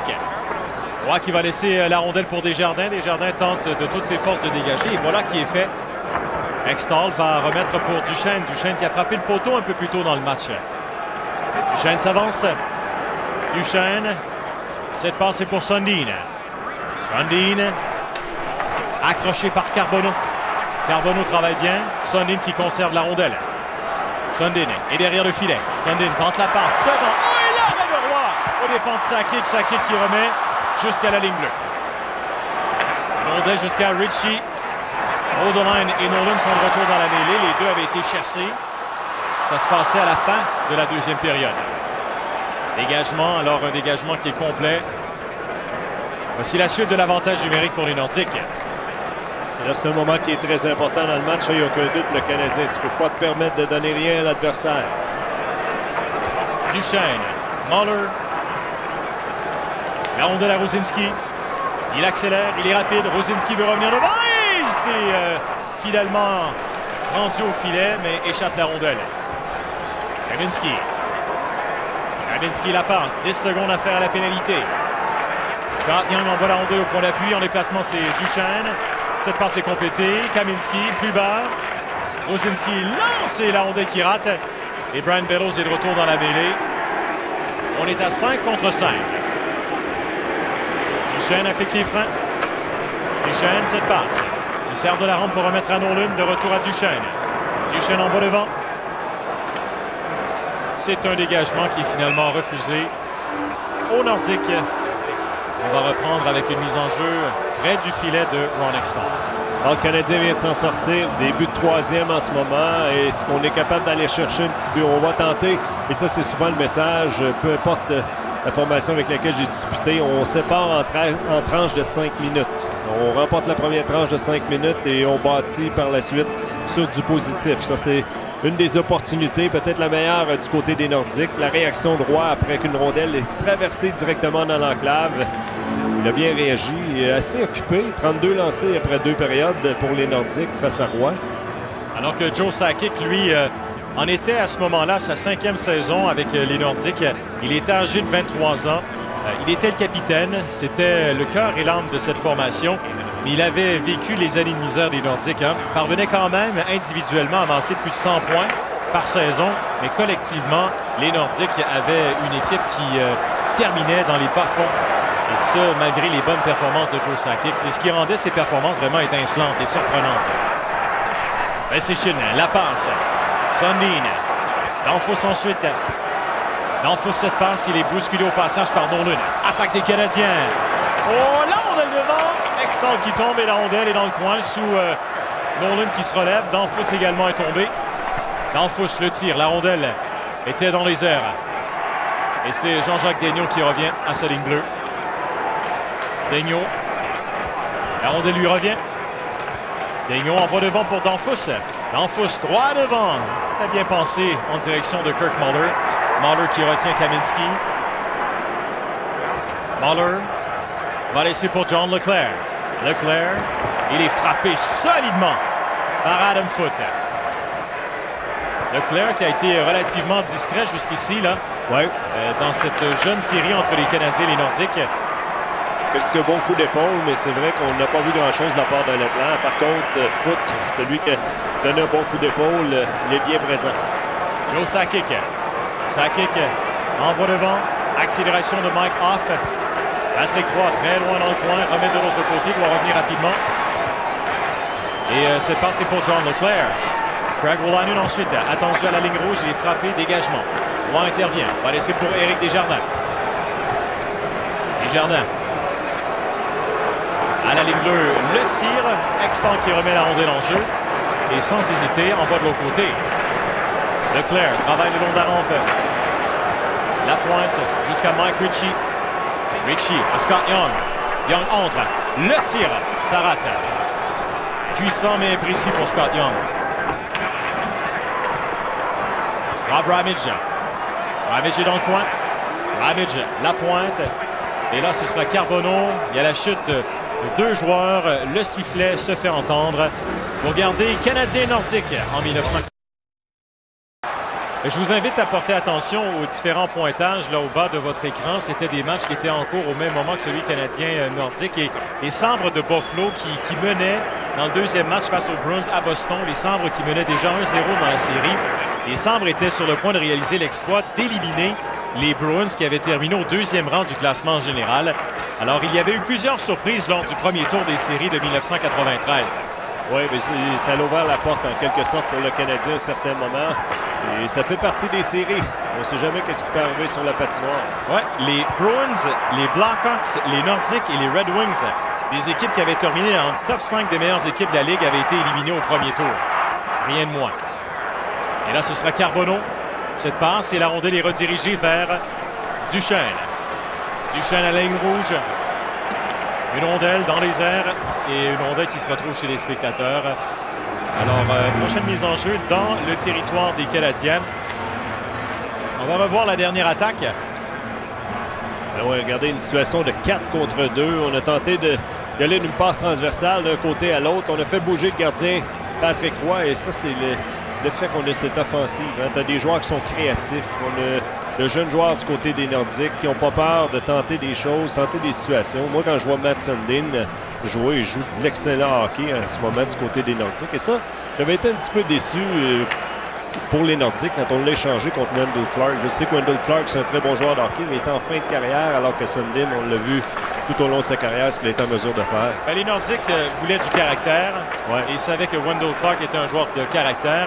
C'était également un joueur important pour les Maple Leafs. Alors, les Maple Leafs voulaient obtenir un bon joueur en retour. On a sacrifié Sundin, qui est devenu le meilleur joueur de l'histoire des Maple Leafs, le meilleur pointeur, le meilleur buteur. Alors, il y a de ces transactions. J'ai envie de te dire que l'Avalanche, les Nordiques l'Avalanche ont quand même gagné la Coupe Stanley sans Matt Sundin. Non, exactement. Ah, t'as raison. Des fois, c'est facile de regarder une transaction après que tout s'est joué, mais dans le moment, on cherche un certain élément qui peut faire la différence. Gilbert Dionne, la passe à Di Pietro. Simon ensuite, de retour à Dionne et la rondelle est dégagée. Les Canadiens qui apportent des changements. 3-0 la marque. Les 3 buts avaient été marqués en première période. Le Séchine, Scott Young 2 fois. Aucun but en deuxième. Et là, les Canadiens ont toujours espoir de l'emporter. Ont démontré de belles choses, mais incapables de déjouer Ron Hextall qui multiplie les arrêts importants depuis le début de la série. La passe est devant. Oui, le disque est libre. Keane devant. Danfus de reculons. Cherche une option pour passer. C'est fait. Le tir de loin. Et encore une fois, Hextall à la renverse. Sur les fesses. Saisit la rondelle avec sa mitaine. Oui, il voit tous les rondelles lancées provenant du point d'appui. Le grand écart pour aller chercher cette rondelle. Ça a été décoché rapidement à la part de Brisebois au point d'appui sur réception. Et s'il y en a un joueur qui a un très bon tir sur réception, c'est bien Patrice Brisebois, qui d'ailleurs connaît une bonne série malgré tout. Lui aussi gagne en expérience, mais jusqu'à présent, l'étoile numéro 1 des 2 premières rencontres, c'est celui que vous apercevez, Ron Hextall. Ron Hextall avait réalisé 36 arrêts dans le match numéro 1. Il va en réaliser 32 dans le match numéro 2. Ces amateurs, hommes et femmes, jeunes ou vieux, ont apprécié l'effort des Nordiques, l'effort de Ron Hextall, et la ville de Québec était confiante. Les Québécois, les Québécoises pensaient bien que les Nordiques étaient pour éliminer les Canadiens ce printemps-là. Et ça, c'est tout un moment qu'on vit en ce moment, de voir les partisans. Tout en plein milieu de la 3e période. Oui, c'est une avance de 3-0, mais regardez l'ovation qu'on continue à donner. On apprécie le spectacle, on apprécie le fait que les Nordiques n'ont raté les séries pendant quelques saisons. Et là, ce qu'on voit jusqu'à présent, c'est de toute beauté à Québec. Alors, pas de tir. Danfus qui conserve la rondelle. Danfus est derrière le filet. Échappe le disque au moment où il voulait effectuer une feinte. La rondelle va lui revenir. La passe pour Keane. Keane en déplacement. Plus bas. Finalement, perd la rondelle. Les Séchine qui a bien joué ne lui a laissé aucune place pour manœuvrer. Brisebois, le tir à la rondelle est intercepté. Les Séchine envoie devant. L'accélération Sakic qui ralentit puisque Brisebois voulait le frapper. Du moins le ralentir. Lebeau va laisser à Keane. Keane, le tir arrêt debout de la part de Hextall. Faut ensuite. Sur la rampe, la rondelle est perdue. Keane, le tir arrêt, le retour d'Anfus qui est là et Lebeau ne peut lancer. Il y avait 2 gardiens. Tu avais Foot qui était sur la patinoire également. Et là, Sakic accélère, applique les freins. Sakic va soulever, reçu devant et il n'y aura pas de tir de la part de Mike Hoff. L'espace est vraiment refermé là. Desjardins devant Leclerc. Leclerc, quelques feintes. Non, ça n'a pas fonctionné. Et Muller qui remet à son défenseur.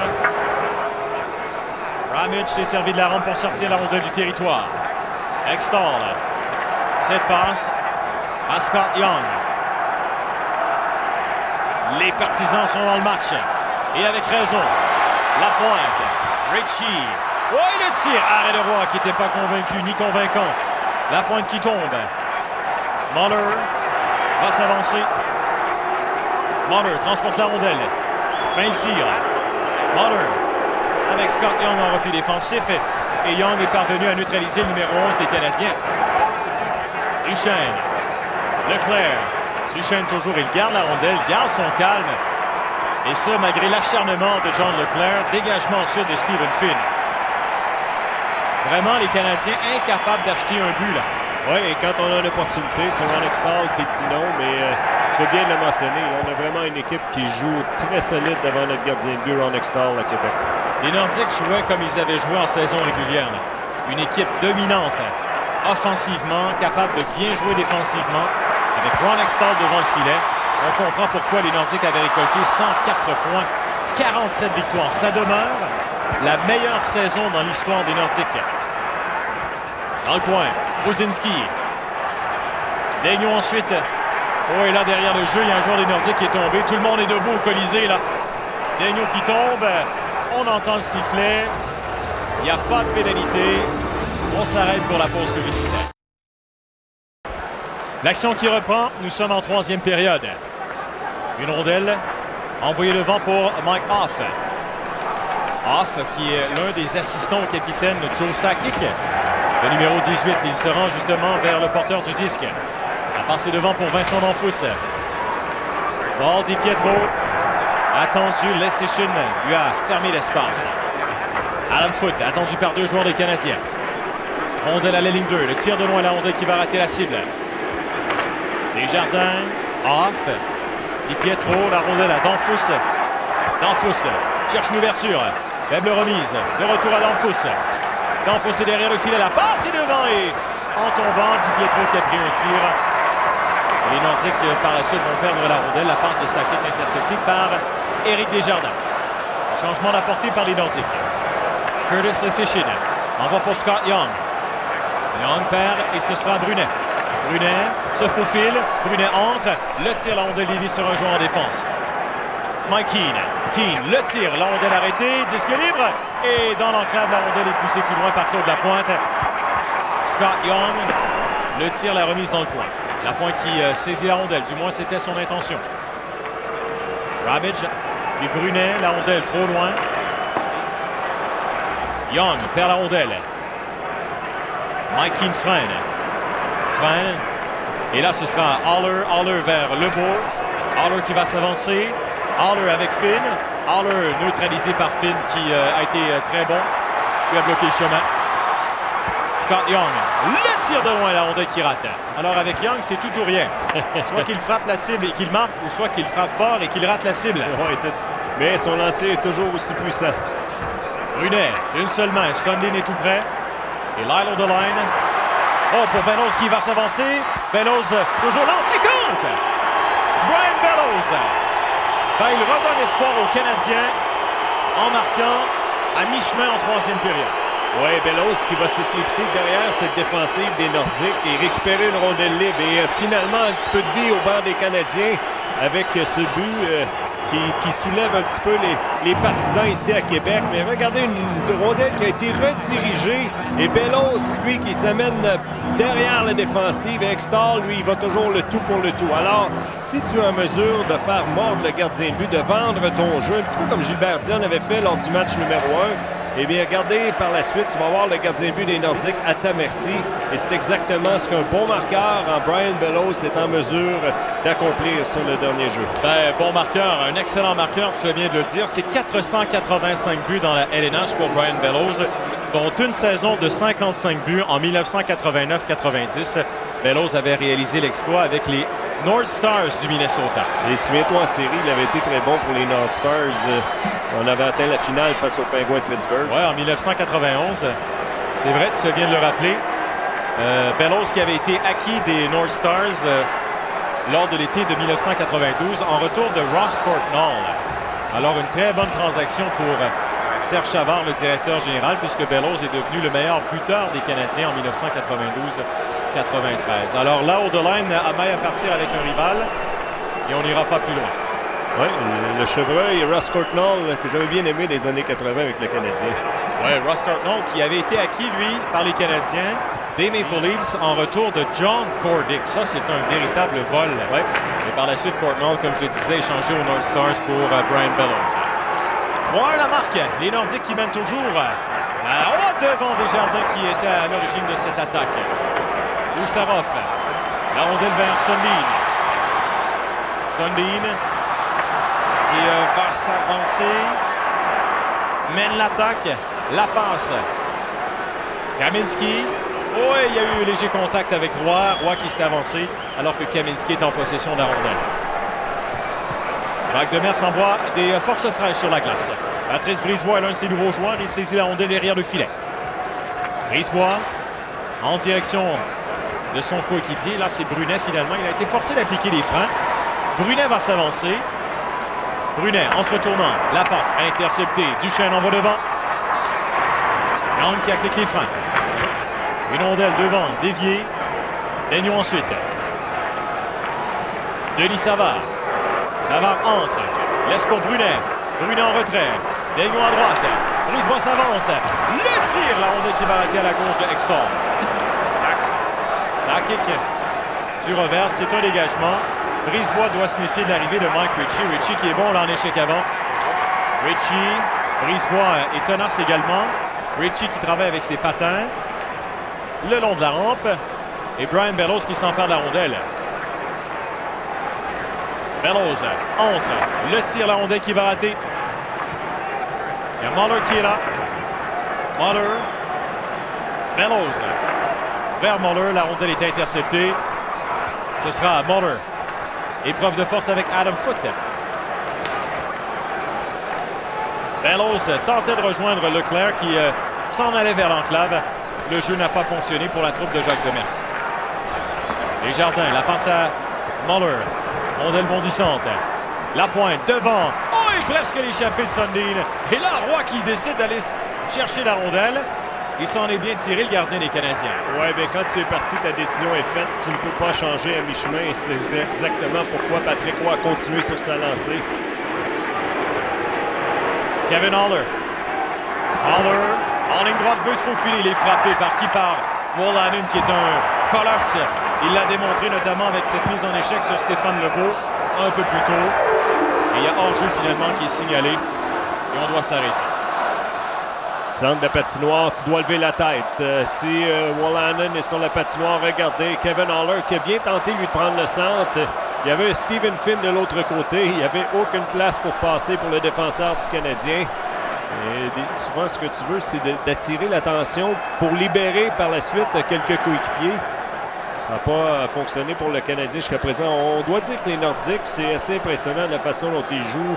Oui, tu prends les devants, mais à certains moments, tu as une réplique de la part du Canadien. Et on a vu le Canadien avoir plusieurs bonnes chances de revenir dans ce match, de créer l'égalité à un certain moment. Et là, écoute, on joue de brillante façon du côté des Nordiques. On ne donne pas grand-chose.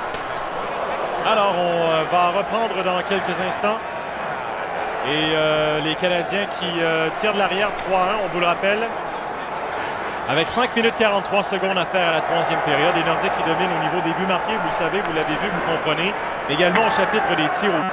Et un joueur qui s'était illustré lors du match numéro 2, c'est Joe Sakic. 10 tirs au but pour Joe Sakic dans le match numéro 2 face aux Canadiens. Et plusieurs menaçants. Et Sakic d'ailleurs est sur la glace. Il a pu se rendre à la rondelle. Kaminski va rater sa passe pour Mike Hoff. Une rondelle sur la palette de Valérie Kaminski. Kaminski, il rejoint Sakic. La fin de Sakic.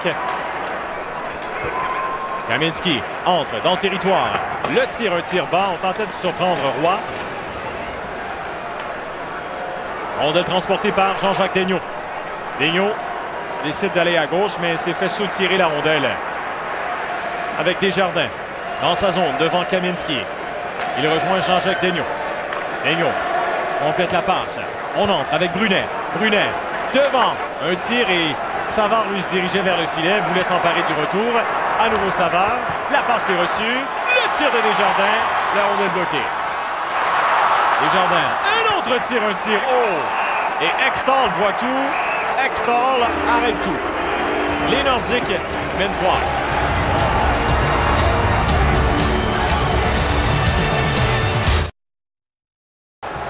Les joueurs des Canadiens ont fourni de bons efforts en troisième période. À ce moment-ci du match, les Canadiens, à ce moment-ci de la période, c'est 13 tirs pour les Canadiens, 3 pour les Nordiques. Alors, l'intention était là, mais une seule fois, on est parvenu du côté des Canadiens à déjouer Ron Ekstall. Oui, exactement. On sent le sentiment d'urgence de la part des Canadiens. L'intensité qui monte d'un cran, bien entendu, en troisième période. Le Canadien va tout tenter dans les dernières minutes pour du moins se rapprocher à un filet par la suite. Qui sait ce qui peut arriver. Ça va être les 4 dernières minutes vont être très intéressantes. Les partisans sont plus que comblés en ce moment ici à Québec. Là, l'intensité monte d'un cran dans la dernière minute. À la mise en jeu, c'est Sundin qui gagne son duel aux dépens de Paul Di Pietro. Une rondelle dans les airs. Desjardins qui retourne la rondelle profondément. Cette rondelle se rend jusqu'à Kevin Haller. Rosinski vers le disque. Mise en échec de Di Pietro. Le tir ensuite. Arrêt de Ekstall. Alors, les Canadiens continuent d'accumuler les tirs au but en cette troisième période. Là, Savard est accroché, ralenti par Rosinski. Le jeu se poursuit. Rondelle à Claude Lapointe. Lapointe envoie pour Rosinski. Dégagement. Rosinski est rappelé au banc des siens. Et rapidement, Roy qui veut relancer l'attaque, mais on doit attendre. Alors, éventuellement, il faudra surveiller la sortie de Patrick Roy avec 2 buts de retard. Les Nordiques en avance 3-1. Ça avait fonctionné pour les Nordiques dans le match numéro 1. Souvenez-vous, on avait inscrit 2 buts quand Exor s'était retrouvé au banc. Sakic entre du revers. Sakic, le tir, la rondelle est repoussée par Roy. Et rapidement, on devait réagir. C'est Brunet qui l'a fait, empêchant, menottant Valérie Kamensky. Et là, la rondelle était sous Brunet. Si bien que c'est off, un tir de loin. Une rondelle pour Muller. Mike off ensuite. Sakic va s'avancer. La passe. En voilà une autre. Une feinte et la rondelle est derrière le filet. Brian Bellows. Rondelle au point d'appui. La rondelle qui va revenir vers Desjardins. Alors 3 minutes à faire à la 3e période. La feinte de Leclerc. Il va s'avancer. Ralenti par la pointe. Leclerc qui voulait se faufiler, se rendre jusqu'au gardien. Bellows envoie derrière à Kevin Haller. Le tir à ras à la glace. La rondelle déviée par Leclerc et on frappe à la porte. Et Bellows n'a pu marquer. Wolanin et Leclerc qui s'échangent des coups. Alors, il y a de la frustration du côté des Canadiens. Et c'est assez évident. Oui, on souligne pas assez le travail de Claude Lapointe dans cette série jusqu'à présent. Est-ce qu'il est en mesure de donner aux Nordiques dans leur territoire, dans les moments importants, la façon dont il va contrôler une rondelle, des retours de lancer. Regardez, c'est une rondelle qui se dirige vers le filet. Il a le bon esprit de se diriger vers le filet, de regarder qu'il va y avoir une situation. C'est Bellows qui est là et tu as vu le geste de Lapointe par la suite pour immobiliser cette rondelle sur le filet. Mais la présence d'esprit de Claude Lapointe, son travail, il a été un joueur dominant, un facteur jusqu'à présent dans ses 2 premières rencontres. Claude Lapointe avait été un choix, écoutez bien, mesdames et messieurs, de 12e ronde des Nordiques. C'était en 1988. Il avait joué son hockey junior pour les Draveurs de Trois-Rivières et le Titan de Laval. Et tranquillement, mais sûrement, au fur et à mesure que les saisons avançaient, Lapointe a gagné en confiance, et tu fais bien de le dire, il était important pour les Nordiques à ce moment-là. Lui, il a fait partie du transfert lorsque les Nordiques ont déménagé au Colorado. Mais au début de la saison 95-96, l'Avalanche l'a échangé aux Flames de Calgary. Claude Lapointe n'a fait que passer avec les Flames de Calgary. Par la suite, il a joué plusieurs saisons avec les Islanders de New York. Mais de revoir Claude Lapointe jouer de la sorte, c'est agréable de voir qu'un petit joueur à cette époque, parce qu'il n'était pas très grand, là, Claude Lapointe. C'était 5 pieds 9 pouces, qu'un petit joueur de la sorte pouvait avoir du succès dans la Ligue nationale. Entièrement d'accord avec toi, mais c'est un joueur qui a un centre de gravité très bas et qui l'utilise très bien pour protéger sa rondelle. Très intelligent avec la rondelle, rarement va positionner son équipe dans le trouble. On le voit, on a l'avance, rondelle en fond de territoire. De bonnes décisions de la part de Claude Lapointe. C'est exactement le genre de joueur que tu vas avoir quand tu as une avance. Haller envoie pour John Leclerc. Il entre du côté gauche. Le tir, la rondelle est bloquée. Claude Lapointe, justement, c'est lui qui va aller récupérer la rondelle. Il passe pour Scott Young. Il est bousculé, Young, par Haller. Young tombe, se relève. La rondelle se rend jusqu'à Extall. Il va laisser pour Ritchie. Voici Lapointe. Lapointe tire de loin. Et c'est un arrêt facile pour Roy. Il va laisser pour Kevin Haller. Ce sera, et là, entre les deux bancs, là, on se bouscule, là. Vraiment, l'intensité augmente au fur et à mesure que cette série progresse. Alors voilà, on est prêt à reprendre. Tous les joueurs ont changé, ont été remplacés. Kamensky, derrière, c'est Mike Off. Off, le tir et la rondelle. On la cherchait. Patrick Roy également, il a regardé derrière lui. Sakic, la passe derrière. On envoie pour Off. Dans les patins de Sakic, il entre dans la zone. Sakic revient. Une rondelle qui va glisser jusqu'à Kamensky. Kamensky écoule des secondes. On joue pour la forme du côté des Nordiques. Ça sert absolument à rien de forcer le jeu. Et les partisans, alors qu'on voit Patrick Roy qui se dirige vers le banc, les partisans au Colisée chantent la fameuse chanson qui laisse présager une victoire des siens. Alors voilà, c'est un dégagement qui est refusé. Et là, Brian Bellows est en désaccord. Dionne également. Et Jacques Demers aurait aimé une décision différente. Oui, c'est sûr et certain. Et, écoute, l'intensité est au rendez-vous. Roy doit retourner devant son filet. Et on entendait le nanana, hey, goodbye. Je suis pas fou, hein? Je l'ai bien appris assez dans ces années-là. Oui, non, mais ça a toujours été une marque de commerce. Bien entendu, on l'entend souvent à Montréal également. Écoute, je te dirais début de rencontre qui a coûté cher aux Canadiens jusqu'à présent. C'est ça qui fait la différence. Les unités spéciales des Nordiques qui ont répondu rapidement. Le Canadien n'a pas été en mesure de se relever jusqu'à présent. Il ne reste pas beaucoup de temps. On devrait trouver une façon de le faire, mais c'est sûr qu'on est en contrôle du côté des Nordiques jusqu'à présent. Oui, tu as raison de le dire. En première période, oui, le but de Leschyshyn est arrivé tôt, là, 4 minutes 15 secondes, mais les 2 buts très rapides de Scott Young à mi-chemin en première période.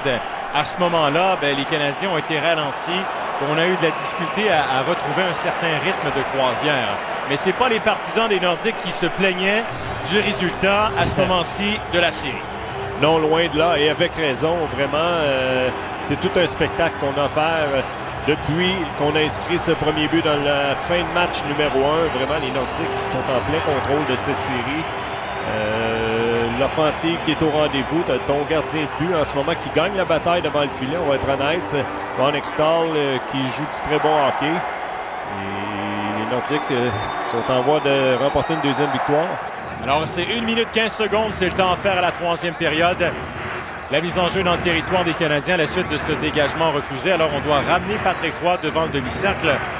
Et aussitôt que Roy aura l'occasion de le faire, il va retourner au banc des siens pour être remplacé par un 6e patineur. Et Roy est parti. Le voilà, accélère vers le banc des siens.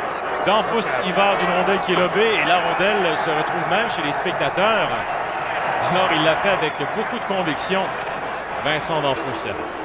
Oui, là, ça va être une mise en jeu. Puis il va être à l'extérieur du territoire. Et là, tu as une décision à prendre. Est-ce qu'on garde Roy devant le demi-cercle? Moi, je pense qu'on manque de temps du côté des Canadiens. On va se fier sur notre mise en jeu de la part de nos joueurs pour la remporter et par la suite exercer une pression, pousser une rondelle en fond de territoire.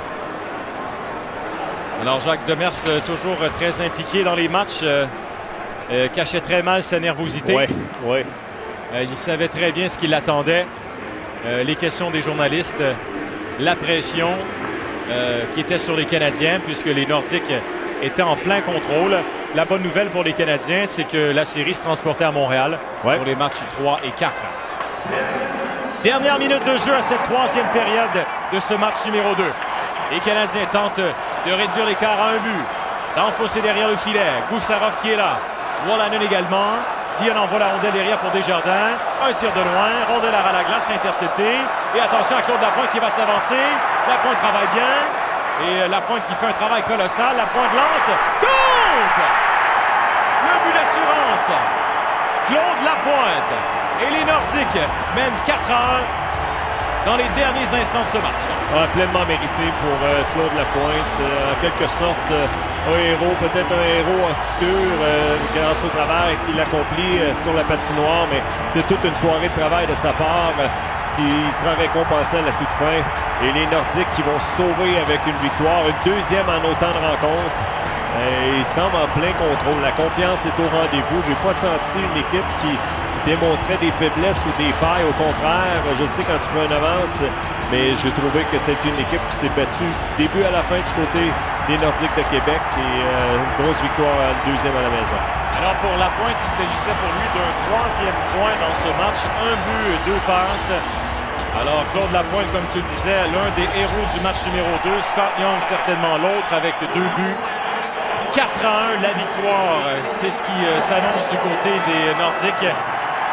Tout le monde est debout. Il y a une ambiance électrique au Colisée. Tous les espoirs sont permis pour les Nordiques. Là, on va écouler les dernières secondes de ce match. Sakic envoie la rondelle devant. Roy est de retour devant son filet. On joue pour la forme. Brunet qui va s'avancer. La rondelle à Haller. Le tir de loin. La rondelle bloquée. Mike Hoff qui s'empare de la rondelle. Il va écouler les dernières secondes. Les Nordiques gagnent le 2e match de la série. Les Nordiques mènent cette série 2-0. Oui, chapeau Nordiques de Québec qui ont continué à garder cette confiance. Ça, c'est toujours le défi pour un entraîneur.